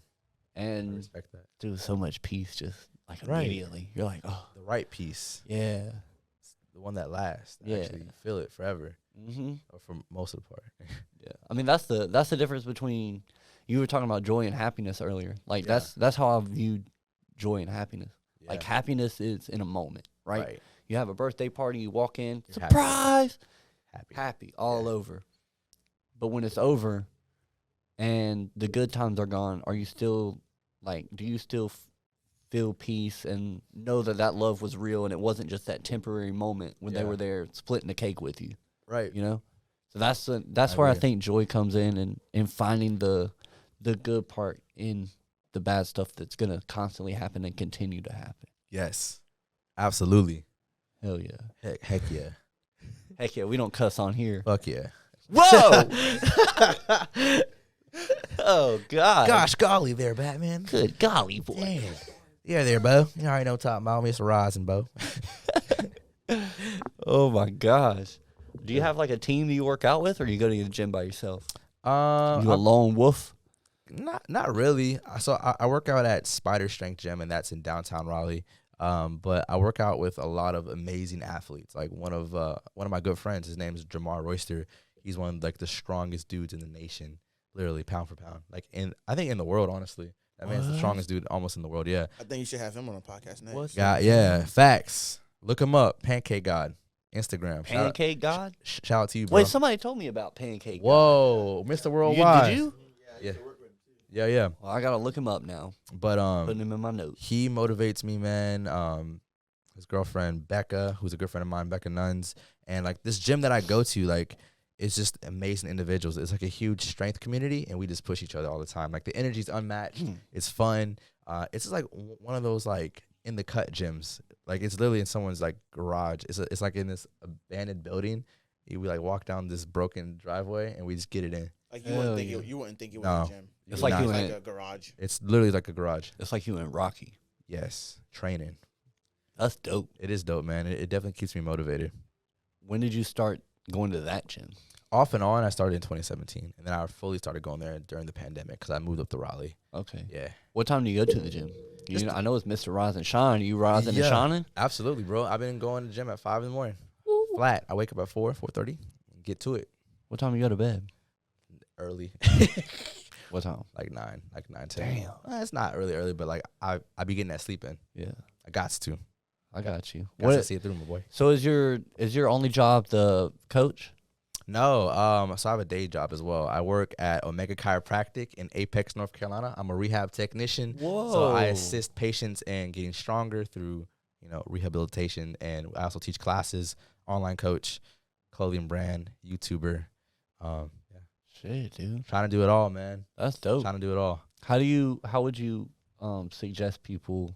Because I used to think in the way of people that got up like super early. Like you look at David Goggins, The Rock. That's the man. And see people just like, oh, they just have something I don't, And that's how I used to look at it. And then I listened to them speak more instead of just looking at their, at their physique and what they appear on social media. Yeah. And they would speak like, look, discipline. I still struggle with that every day. Everybody does, yeah. Like I heard Joe Rogan was talking about David Goggins, and Goggins had like texted him or called him or something. He was like, look, man, sometimes I wake up in the morning and I stare at my shoes for 30 minutes before I put them on. It'd be like that. For real. But he puts them on. Exactly. He's amazing. Yeah. I actually read his book. David Goggins? Yeah, he's great. Amazing. Amazing. Beast, dude. He is. He ran like 100 miles and like he would like his feet would be like swollen and broke and I'm just like he did not care. Who's gonna carry the boat? Who's gonna carry the logs? He was on a mission, man. And yeah, I didn't know he was overweight. Like I thought he was just what he showed, just this 8-pack marine looking like huge dude. But not crazy. Yes, anybody can do it. Anybody can do it, and I think we all have to get out of the mindset of like, oh, that person's cut from a different cloth. Mm-hmm. I think we adapt that mentality over time, like where we'd be like, I'm different, but in a good way. He came from like the worst childhood, like right. Like I don't know anything about his childhood. It's crazy. I think in what you said earlier about how like when you're young and you like watch someone die, it was in one of the book. He said that he had literally watched a kid get ran over by a bus. Oh my gosh! And he saw it like go everywhere. He said but it was one of those things where it got cut out of his memory, so he didn't even remember it until someone said something and it like. Oh my god! That's crazy. Yeah. So I'm just like. Didn't he deal with like racist stuff too growing up? Yes. Yeah. He's old because he's like an old guy. Well, not old, but He was just born in that time. Yeah. He was born in a place that was very racist. Yeah. Where was he born at? It was some town. Had to be in the South. Where, but it was like a random ass state too. Yeah. But he had grown up there, and I think his dad owned like a skating rink, and they were like it was like a family business, but. He was like the dad was abusive to the mom. Then like they finally moved, escaped him, stuff like that. Yeah, good grief, it's crazy. Everyone has a story, man. For sure, everyone has a story. How do you feel about like?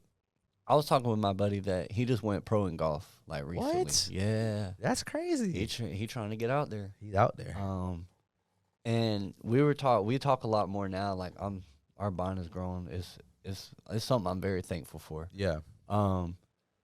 But I was asking him, I was like, do you tell people you're a pro golfer? He was like, no, I don't go out of my way about it. But if people ask what my job is, I tell them I golf. Yeah. I'm a pro golfer. That's dope. And he was like, I assume you don't go around and tell people you have a podcast. It's more like a word of mouth thing. I was like, yeah, because it's not like, it's not something I feel the need to go around and be like, hey, can you go listen to this, please? Can you listen to this? You don't walk in the room and be like, you know who I am? Isaac. Get out of my chair. Yeah, right. No. You need to leave. That's what I think about. Yeah. No, it's so when you like somebody can look at you and they'll be like, damn, bro, you in shape. Do you go in, you don't go in and be like, yeah, I bodybuild, I'm a power lifter, I'm going to nationals soon. Nope. No. Gotta be humble, man. Yeah. Humble beginnings, because at the end of the day, I'm no better than anyone else. But we are invested in our craft. Like, we know we're different than the rest because we put so much time and effort into it. But humble enough to know that I'm not better than anyone else. Yeah. You know? Because it's all just like prioritizing what you want. Right. And then the rest is ego, and I don't live off ego. No, like, I can't do that. Yeah, because then you start making dumb decisions. You start doing things for attention. Yeah. I want someone to notice me. Clout. Yeah, it's like, okay, that's ego talking. You know, you got to have a foundation, and that's where having good guidance and mentors in your life to keep you grounded. Because if not, the world's gonna be like, yeah, tell them how great you are. It's all about you. Yeah, like, no, it's not. Not at all. It never is. Have you been around like? Because I've been around a lot of gym bros. Mm-hmm. I can do that and they'll actually Gym see it now. That's pretty cool. I don't have to say air quotes. But like the gym bros that all they have is like talking about their workouts, and they're constantly like flexing, looking at themselves in the mirror. Yeah. What do you think about that? I think that comes out of insecurity. Yeah. I think I look at people as like kids, you know, like whenever I see someone who's very insecure, I look at what happened to the child in them, you know, what happened in their life that made them feel this need of they're not good enough, or that they want to be loved, or they don't love themselves. And I look at it as like the seed form of that. Mm-hmm. And then I break it down being like how they react and how they respond is for a reason. And it's, you know, hopefully they can realize that and understand that there's better ways and better outlets to get the actual desire they want met than just like getting attention or views, right? How many girls nowadays you see posting their body, right? They just want love and affection, and they want that commitment, but they're doing it, they're showing off their body because they want that instant gratification. And then they get people that only want what they're showing off, and they're like, why is this happening to me? Because they're giving off, they want a different outcome, but giving, what's the word? They want a different outcome, but they're giving like the wrong intention behind it. You know, yeah. Absolutely. Just like men, you know, if dudes are always flexing, talk about themselves, it comes from a place of insecurity. Yeah. That's all. Only want one thing. Gold diggers. Right, yeah. Yeah. Mm-hmm. And it's so like, I don't know what it is, but it's so easy. I didn't think it would be this easy to like spot how people are. Oh, it's so easy. Bro. Like spot a gold digger, spot like somebody that's just super lustful. Yes. Obviously, you can spot a glutton from a mile away. Yes. Literally. And like sometimes it's like this psychology hack, right? If you let people talk enough, you'll kind of learn who they are. Mm-hmm. Right? If you just sit there and let people talk, you'll find out who they are. They'll tell you. Yep. I'm just not figuring that out. Like easy. It doesn't take much. You sit back, nod your head a few times, and just ask the right questions. Oh yeah. Fact-finding questions. You can learn a lot of things. Yeah. I'm a big listener guy. You have to be. Yeah. Yeah. It hurts it sometimes, because then like you almost feel like you're being used or like walked over, because then you're just the person that people vent to. Mm-hmm. But then that's also like, I don't know, it's kind of uplifting when people view you as that. It's like, I feel comfortable talking to this person. Yeah. Because I know what it's like to feel like there's nobody I can talk to. Facts. You know? That's the worst feeling. Yeah. But then when you do listen and you hear some shit, you're like, that's not right. Yeah. Wait a minute. Yeah. Red flag. Let me pull out of this one. Right. Yeah, right. For sure. Yeah, that's crazy. Have you had some bad experiences with some girls? Oh, of course. Yeah. I wouldn't say all the time. Ooh, that sounds bad. Sounds toxic. Rephrase. I've never had a good time. Yeah. I mean, just like anyone, I've had ups and downs. I think right now in my life, I'm searching for clarity, a good foundation within myself, and just understanding I need to love myself before I can ever love anyone else. And I'm only gonna be able to produce what I have inside of me. And if that's not right, just like I said earlier, nothing else can come good from it. So I'm just focusing on like, what do I actually want? Where, like, why I am the way I am, and then trying to break certain habits and become a better person along the way. I like that. Yeah. Because you'll attract what you're putting out. Like you said, Right. if you're putting out negativity, it'll come. Yeah. Put out positivity, it'll come. But there do be some distractions out there, and Plenty of them. I just don't want to be held back. Like, I want whatever relationship I'm in to cultivate love, value, and like be, of course, founded on the Lord. Like, have that be the foundation. Because I've had a lot of worldly relationships, and they're good for the wrong reasons. Yeah. And I don't want that anymore. Like, I'm 25. I'm in a point where, like, I'm not super old, but I'm also at a time where, like, this is very, like, vital moments that I need to make sure I'm on my stuff. I can go the wrong way very quickly and then now be stuck in 10 years backwards. I don't want that. I don't want to be struggling when I'm 35 trying to figure out and make ends meet. I want to get it done now so that way I can hopefully help my family out, you know, Absolutely. by the time I'm, you know, more established. Yeah. Yeah. I hear so many, like, people that are, you know, late 30s, early 40s, and just those are, like, constantly, and everybody's going to complain about their kids, but, like, constantly complaining, oh, bro, I got 6 kids. This is why I need to be treated this way. Kids. Yeah. Oh, yeah. but I'm like, and they're looking for, they're just using it as an excuse for an action that they made. Mm-hmm. And that's just one. I mean, there's plenty of things that you can use it as an excuse. But it's like, it still comes down to, you made that choice. Do you want to accept the responsibility of it? Boom. You made that choice, right? Yeah. Can you accept it? Yeah. That's facts. Like, you don't deserve more because you made a mistake and you feel like you need to be, like, I don't know, like, I don't even know how to put it. Yeah. But, like, it's always like the victim mindset. Like, I want to be upheld and, like, hugged a little more at work just because of this, or it's like, why treated this from your own responsibilities, right? Yeah, so you feel like you deserve more. Yeah, right. It's like, hey, we've all been dealt a shitty hand, essentially. Like, we all living in the exact same world. And when it comes to relationships, man, find someone that never wants to stop trying. That's always open-minded, that you can pursue for years, and you have that strong bond in a friendship before you have a relationship. You have to have that connection. Comprehension is key. If you guys don't understand one another, it's over. Yeah. God, comprehension, forgiveness, grace, all that. Yeah. Finding somebody that's willing to communicate. Willing is the best word to put it. Willing is hard. Not want to. Willing. Willing. Nobody wants to. That's hard. It takes work. Yeah. But love is a verb, man. It's not an emotion. It's effort. It's an action. It's a job. I wouldn't say it's a job. It can be a job. It is. But people are like, but you can love your job. Right. You can love the wrong things, but love is whatever you put your actions and effort towards. And I think a lot of us, especially growing up, how many times were we like, oh, I love this person. You don't know what love is until you're put in a situation that's not beneficial for you. It takes love. Yeah. Right? Because it's sacrifice. Yeah. That's a good way to put it. Yeah. Because, like, you hear about, like, when people get married and they go through the honeymoon, phase. I don't love him anymore. Like 2 months. It's like, what do you mean? Yeah. Like, did that infatuation go away? Because the love, it takes, you don't know how to love something until it takes so much time, right? Like, I used to be like, I love this girl. It's been like 3 months. No, I don't know I love that person until we've been through some stuff. You love what you know about her right now. I'm infatuated with that. Not love. Right. Yeah. Because you gotta go through some hard times to find love. And then be like, dang, after all this we've been through, I really do love. Like, I can't see my life without this person. That's love. Yeah. That's love. Hell yeah. Yes, sir.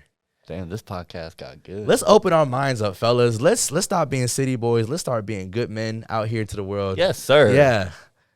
Come on with it. Come on. We don't cheat. Black men don't cheat. Nothing. Fact. Never. That's right, Isaac. You don't ever cheat. My brother. Kinda forever. Isaac was like, yeah.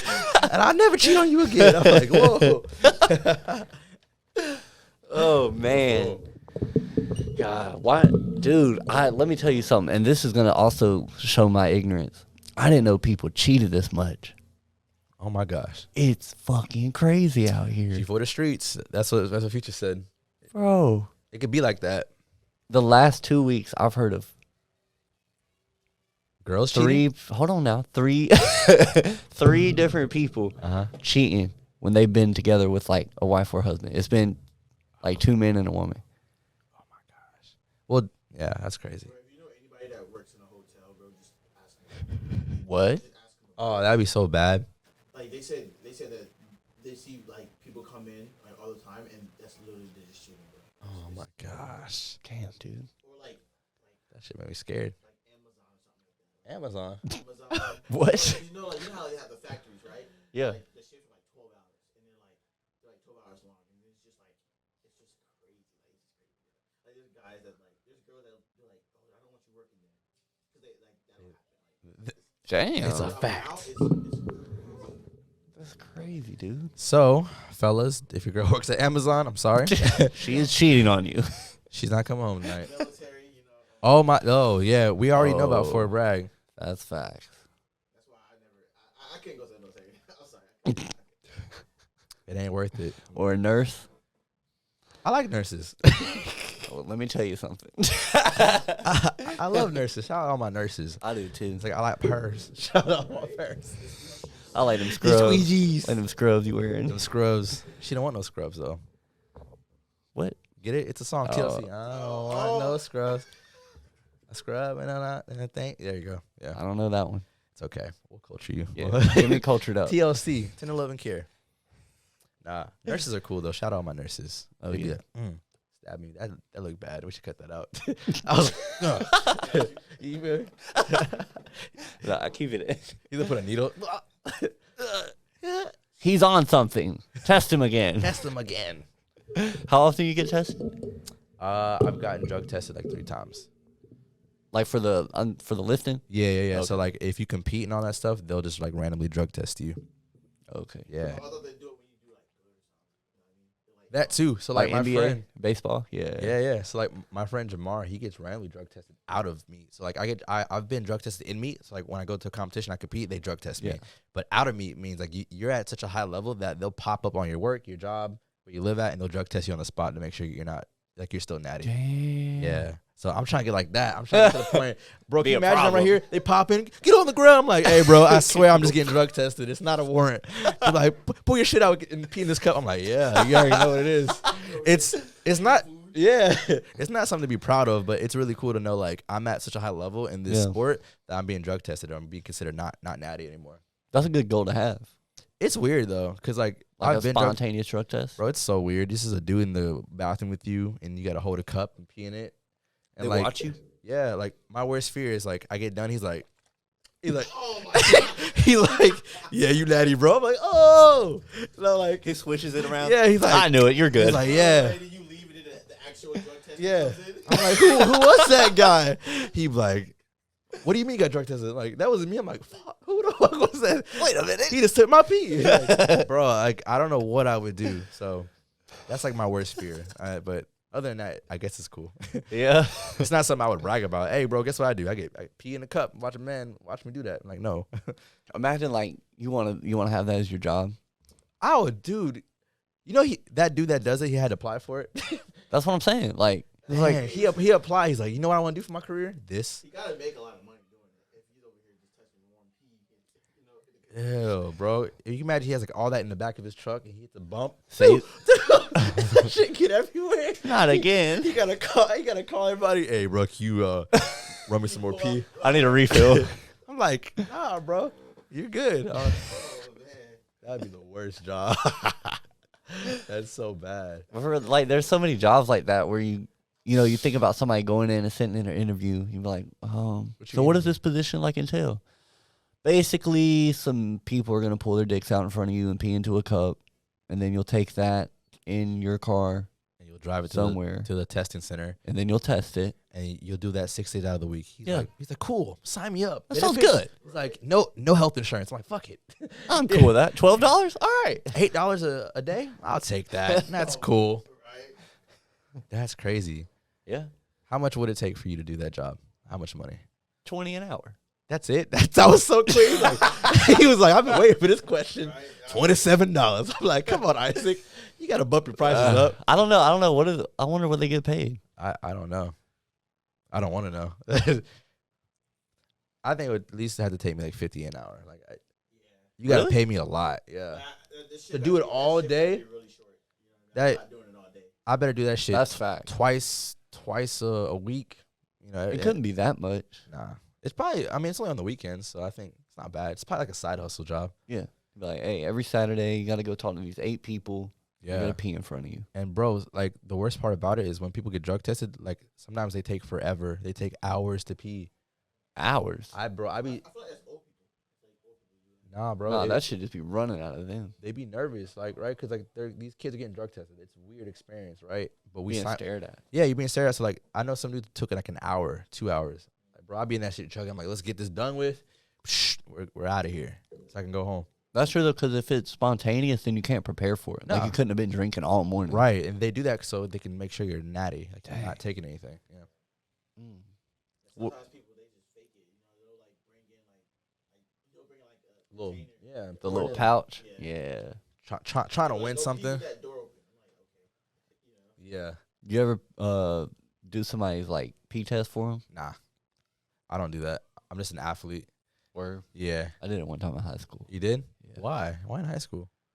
And somebody was like, "Hey, pee in this water bottle," and I was like, "Why?" They were like, "I gotta pass a drug test for a job." Wait, you peed in the water bottle for them? Mm-hmm. I used to do that when I was younger. I think my neighbor came over. He was like, "Yo, I gotta get this job," but they doing it. You deadass did that? Dang. Like peeing this bottle. I ain't never done that before. I worked at GNC and we used to sell those like Carbo 32 things that would get people like their pee would be clear. Yeah. So they could pass a drug test. I felt bad doing that. I was like, damn. But I was like, you know what? Maybe this is good. Yeah, this is the Lord's work. Right? Yeah. They come back, I fail. I'm like, fuck. I'm like, I don't know what to tell you, bro. Sorry, man. I thought I was good too. Yeah. That's so funny. What do you think about people going on steroids? It's their choice, bro. Honestly, I couldn't do it. And one, I promised my dad or my family whenever I started working out, he was like, if you're going to do this, do it the right way. And I said, I'll never take anything. And, you know, I've been thankful enough to stay injury-free, be healthy, and be strong, natural. Like, it's hard to do, right? Like, there's no enhancements going on in here. Now, the people that take it, I know people that take enhancements. To me, that's a huge commitment, and I'm scared of it. One, I don't have a good health insurance to be taking all that stuff. You know how expensive it is to be on gear? Crazy expensive. Yeah. Like, I can't, and it fucks up your health. Like, so the thing about steroids, right? You can take it, and once you get off cycle, you lose it all. Because your body is, you don't have any more of those enhancements. So even if you because you use it, obviously you still have to work out. Right. When you work out, for that month and a half, doesn't it usually last like a month sometimes and a half? they do cycles for weeks on end, right? And then you have to get off, right? Because you can hurt yourself if you don't stop. Once you stop, you lose it. Because it's an enhancement. It's literally a pill you take, and these things you put in your body to give you a better, like, one-up, you know, on building muscle. And then once you're done, your body goes back and it's just so many bad health effects that come with it. I'm like, it's not worth it, bro. Like what? You can lose your hair. Your dick stops working. Your balls shrink. Yes, bro. Like, you have bad acne. Yes. Damn. Right. You get angry. Well, I've heard that. I think that's like, if you're an asshole, you're an asshole. I think that's gonna come out. Like, it's gonna enhance whatever you have inside of you. So like, I think that's just what it is. But nah, I'm just too afraid to do it, and I don't need to. Like, I'm still making progress. Yeah, you're about to go compete in nationals, right? Yeah, Natty Boys in the building. We really do this. Can we tune into that? Can we watch it? Yeah, I'll post the link up on my YouTube or on my Instagram, and you guys can watch it. When is it? What's the date? June 10th. Yeah. What day is that? That's an important day. No. June 3rd. A lot of people graduate too.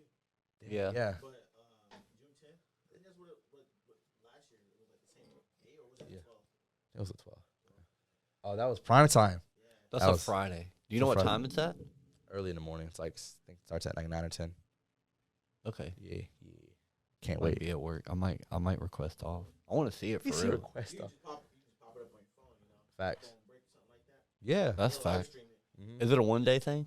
No, it's a whole week, but like, I go on Friday. So it's like different events, right? Like different weight classes go on different days. Okay. Yeah. But like your thing is going to be a one-day thing. Yeah, like my weight class, I go in the morning at like 10. I probably get done like around 1 or 2. Damn. I'm ready, bro. I know you hype. I really am hype, man. Like, Darnell's been to the meets. That was probably the most hype meet I've ever been to. Like, the scream, it was hot as hell. We were screaming. Like, it was so much energy. And, like, I actually showed him the video, the finale, a little bit of it. Yeah, it was fire. Do you get, like, how much adrenaline do you get from the crowd out there? A lot. Because I know when you're in the gym, like, maybe you got headphones in, maybe there's a few people around you. Come on, get it. Yeah. When you're in the, like, in front of, how many people were there last time? It was a packed house. It was overcrowded. Everybody. It was crazy. People. It was people like literally like by him where he was like repeating it, just like oh hell yeah, screaming. Like, even like the announcer Was screaming. Yeah. What does that give you? Is that extra? Extra boost? Oh my gosh, it gets me overstimulated sometimes. Honestly, I'm like, oh, I be shaking. I never thought about that. I think Bro, I be shaking because it's so much energy. Like it's like playing sports, bro. Like you playing football, they're in your face, like going crazy, pushing you. That's what it feels like. Make one big hit. Yes, I can't even describe it. I love it. It's a great tool, but I've learned to be okay with like being calm, you know, and just being more like, woosah. Right. Mm-hmm. Yeah. Exactly. But I love it. Like I love the good vibes, and it definitely helps make the experience a lot better. Okay. Yeah. Have you ever done bath salts? Like sniffed them? Yes. Bath salts. I think he's talking about ammonia. Is that what it's called? Yeah. I was like bath salts. I was like, yeah. I was like, wait a minute. Yeah, ammonia. I used to back in the day when I was younger. I can't now. I feel like I lost brain cells doing that shit. Really? I feel like I can't remember algebra. I have to smell it. Shit, I ain't never learn it. Dang, that's crazy. I'm a dumbass, my guy. Don't say that. That boy's smart as hell. Not in math. Math sucks. It does. I like. Ain't no way it should be letters in math. I went to 6th grade and I saw A, B, C, and X in my math problems, and I was like, I just shook my head. I was like, this is gonna be a rough 7 years. It's gonna be tough. He's like, I don't know. When have you ever been like, you know what I had to use today? Y equals mx. Yeah. Plus B. Never. I don't use that shit getting gas. I don't need that doing anything. And they swear we was gonna use it. I was like, when? They're like, you know when you brush your teeth? I'm like, yeah. They're like, you be doing equations? I'm like, no, I don't. Yeah, I'll be tired. And then they're like, yeah, but it's for the learning experience, to challenge your brain to learn. It's like, but what if we learn something that we could use and it challenged our brain? Man, I wish they would have taught us about it. Shut up. You're not the teacher. I'm like, man, I wish they would have taught us about credit, taxes, like how to start a business, how to run like Roth IRAs. Like, why didn't they teach us stuff that's actually valuable? Because then we would be like, why? We'd be problems out here. We'd know what to do. Yeah, we'd be ahead of the game. Teach us about staying out of debt. Yep. How to build your finances. They don't teach us none of that. They'd be like, yeah, just do algebra, learn a little bit about this. Take a weird, like, random free class of, like, art. I'm like, I don't want to, like, teach me something I'm going to use. And then you go to college, you get in debt, and they're like, good job. Now go find a job.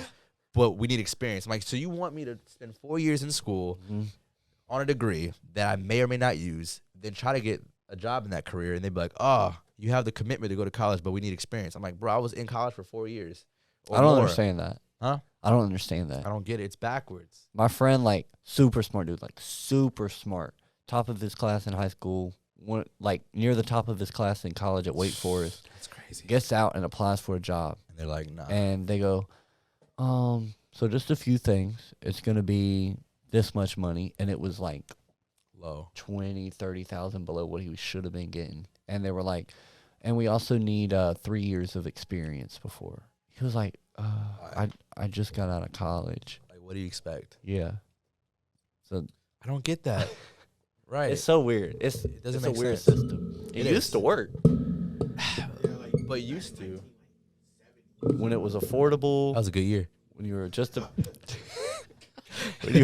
about guaranteed a job if you had that degree. Yeah. Yeah. Nowadays, no one wants to work, and everyone's like, "Why?" Because we know that shit does not matter. Like, you're not gonna. Why am I gonna slave for a job that underpays me and doesn't value me? You know? Yeah. And then, just pretty much those two things. Right. Because like, you spend more time at work than you do anywhere else. Right. So you better enjoy it. And I get it. Sometimes it's just about that grind, right? Like, you're never gonna have times where like everything's perfect, but the ones that make it and that live out their dream and their passion. That's a grind. But you're actually, it doesn't feel like work because you love it, you know? And I think life's too short to be in something that you don't love. Yeah. Fully, you know? Or at least working towards being able to do the thing that you do love full time. Let your full-time job supplement your passion. Yeah. Like, let the money you make at your job help grow this. That's something I've looked for in people that have made it. There's one of my favorite artists. He's like a psychedelic country singer, Sturgill Simpson. Psychedelic country singer. Yeah, you ever done psychedelic? I have not. I would have bet that. You wouldn't have think that, or like? I would have bet that. Like, really? Yeah. That's crazy. Yeah. I mean, that's not. It's just most people hadn't done them. Yeah. But he worked.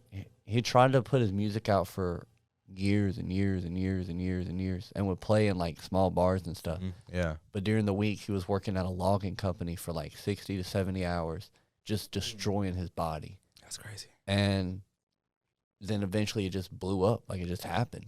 That's wild. So I try to look at people like that and be like, it's worth it.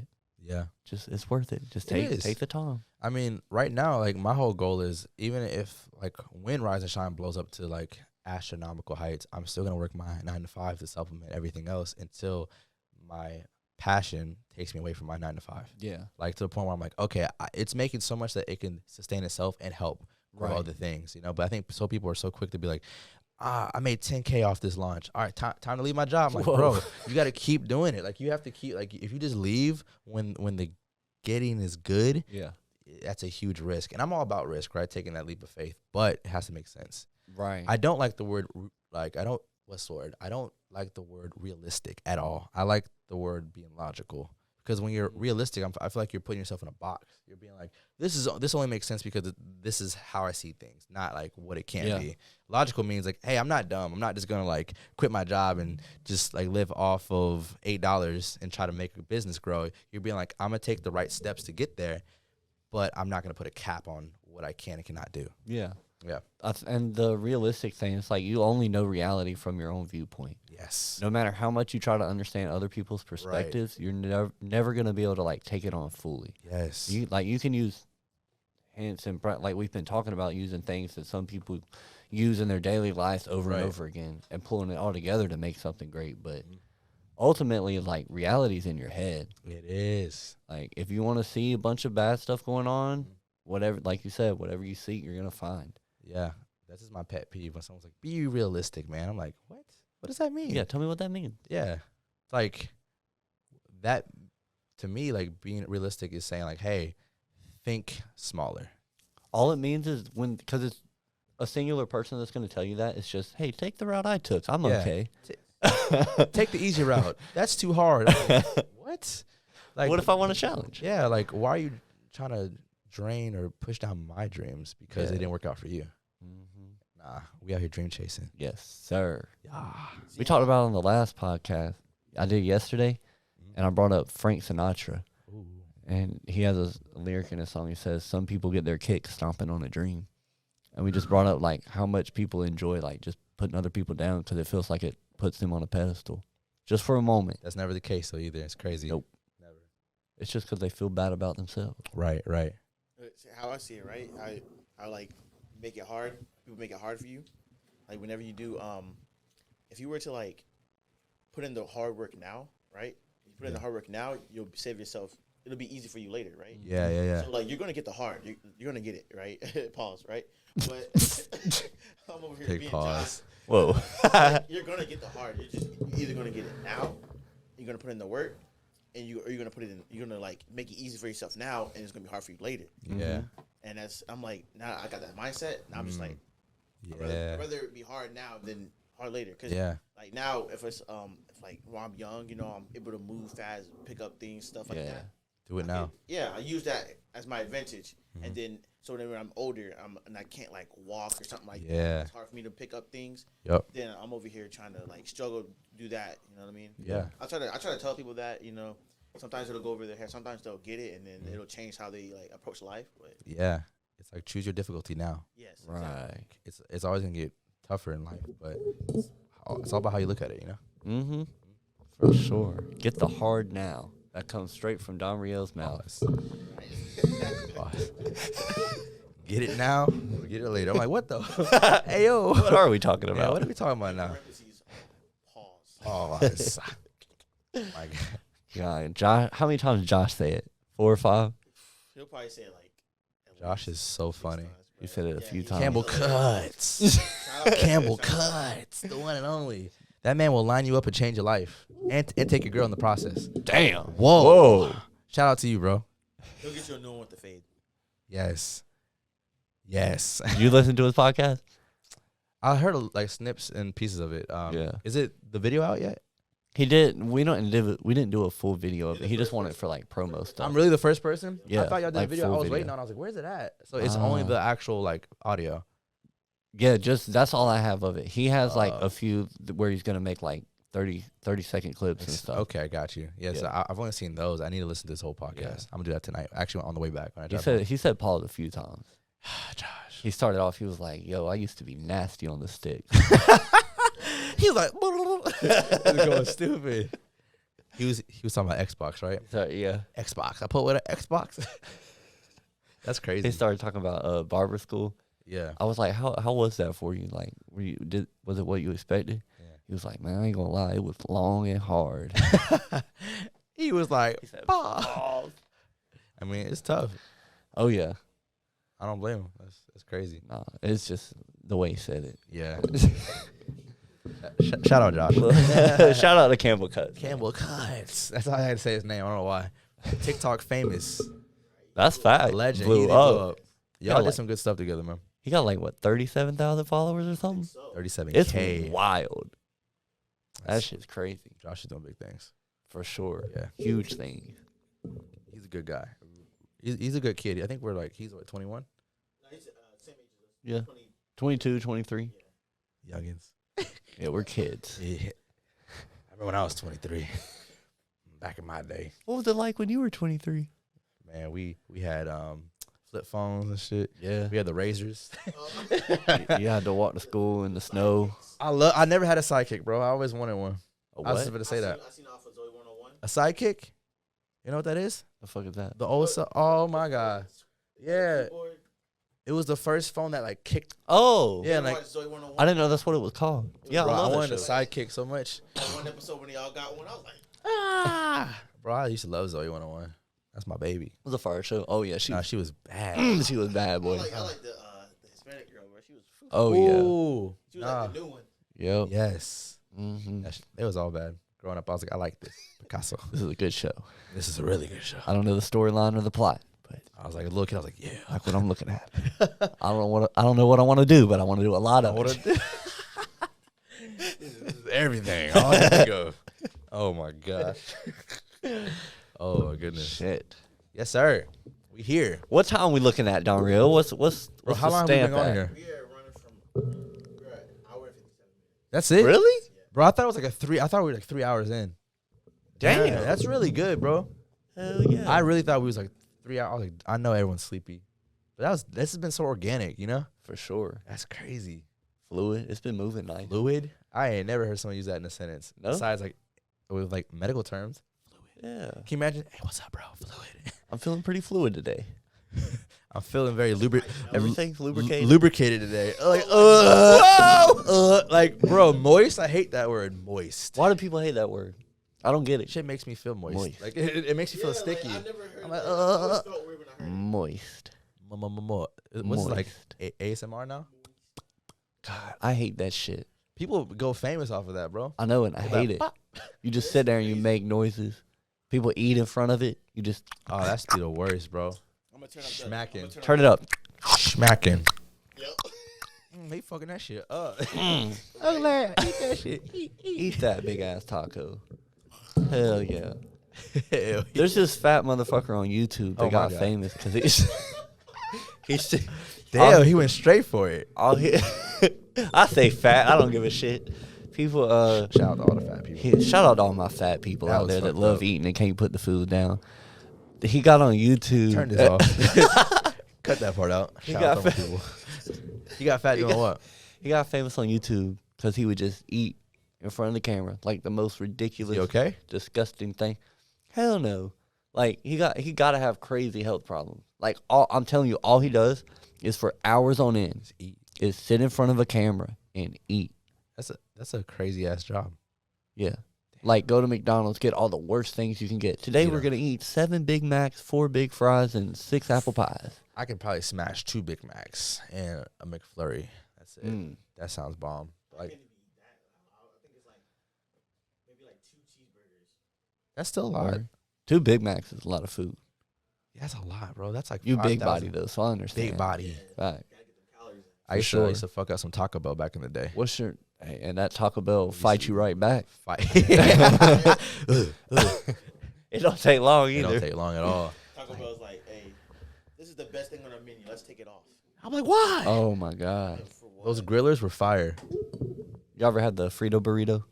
No. Yeah. See, they probably took it off before. It wasn't nothing but $1, and that shit was Bussin'. so good. Hell yeah. What's the Yeah, how many calories you be taking in a day? Probably right now around like 26,000. Oh, not 26. I said 26,000. Your face. Your face. My bad. 2,600. Sorry. I said it so natural. 26,000. Not something slight. I would have died. I'd be like, no, 2,600. That's it? Yeah. Well, I'm cutting right now, bro. Oh, okay. Yeah, I'm trying to lose weight. Like, I probably when I'm off season, I'm taking like 3,500. Okay. But I follow more of my macros. I do calories, and macros are just like protein, fats, and carbs. How much protein you taking? Like 200 grams of protein. Whoa. That's not that much. Yes, it is. It's really easy to do. I'm comparing it to me. That's all I got. You're supposed to do at least 1 gram per body weight, and if you're trying to like gain muscle, like 1.2. I gotta step it up. Yeah, bro. I'm like a little under 120 right now. Like body weight or grams of protein? No, like getting protein a You day. should get at least like 180. Yeah, because come on, bro. Big body. I'd have to start taking another protein shake. Food. Shakes are fakes, bro. And for real? Well, nah, like shakes are good. They've but helped. Look, I gained 13 pounds in a month. yeah, that's what's up. That's what's up. Yeah. In a month? In a month. Oh, damn. Well, a month and a half. There we go. Yeah. I'll be generous. That's dope. That's really good. And it started like, cause that like it gave me a boost of supposedly 1,000 calories. Ooh. Like it's a 715 calorie like shake. You're doing a meal replacement shake. Yeah, 51 grams protein, and then I would add like a lot of peanut butter and chocolate syrup. Oh, so you was just going in. Get it up to 1,000. Yeah. Yeah, and then I just eat a bunch of eggs and whatever else. Yeah. That's the way to do it, man. For sure. Like it helped, and now I'm just like I'm at that plateau. I got to step it up. I would say get more food in. Like a supplement is just that. It's going to supplement a good diet. Mm-hmm. So you, when I say shakes are for fakes, like you want to get that from real food, right? Whole sources of like proteins, dense carbs, good fats. Chicken, Beef. steak, Yeah. beef. Yeah. Lean beef or lean proteins. Good carbs like jasmine rice, sweet potatoes, whole wheat bread, quinoa, all that good stuff. I like all of those things. I love them. Yeah. Like people think whenever you're eating healthy that you can't enjoy the foods that you like. Yeah. Like, I still make stir fry. I just make it healthier. Like less oil. I do higher protein. Like just make the foods that you enjoy. Like you can make pizza if you like it. Just make your own bread. You know, get like maybe like Make your own bread. well, like buy like this naan bread. It's and then put we You made say it for him. naan bread? Yeah, it's like this bread you can get from the store. Make some like buy that. Put like some low fat cheese on it. Put a little bit of sauce. You could put like a lot of protein chicken. You could put like whatever you want, and it's healthy. What is it though? What do you mean? What is naan bread? It's just this sweet bread that you can make. It's like at Lidl or it's at like Walmart. Oh, It's okay. bread that you can use for pizza. Oh, word? Yeah, Yeah. bro. There's ways to eat health. Like I'm tired of people making excuses saying I don't want to eat healthy. It's all it is salad and Or it's expensive. unseasoned chicken. I'm like, someone told me this. Either you're gonna pay for a gym membership or for a grocery list now or a copay later for your insurance. Like either you're gonna take care of your body now or you're gonna take care of it with insurance, paying it for hospital bills. So I was like, what's the difference? It's now or never. That's true. Can you hit pause on that? I gotta take a piss real quick. Yeah. I'm struggling right now. He was like, ugh. And we're back. And we're back at it. Back at it like a crack addict. Wow. What's some music that you listen to when you work out? I like adding stuff to my playlist. Bro, you're gonna laugh at me. Yeah, I am. What music do you think I listen to? Just I want to say hard rock because that's what everybody does when you work out. That's so funny. Nah, I listen literally at this moment in my life. I listen to gospel music when I work out. Really? I swear to you. I'll be PRing off of Sunday church choir, Kurt Franklin. I never could have made it. I'm like, oh. I'll be going for real. So for like all heavy PRs, I go for like gospel music. Damn. But then when I'm just like vibing, I listen to like a lot of ignorant rap.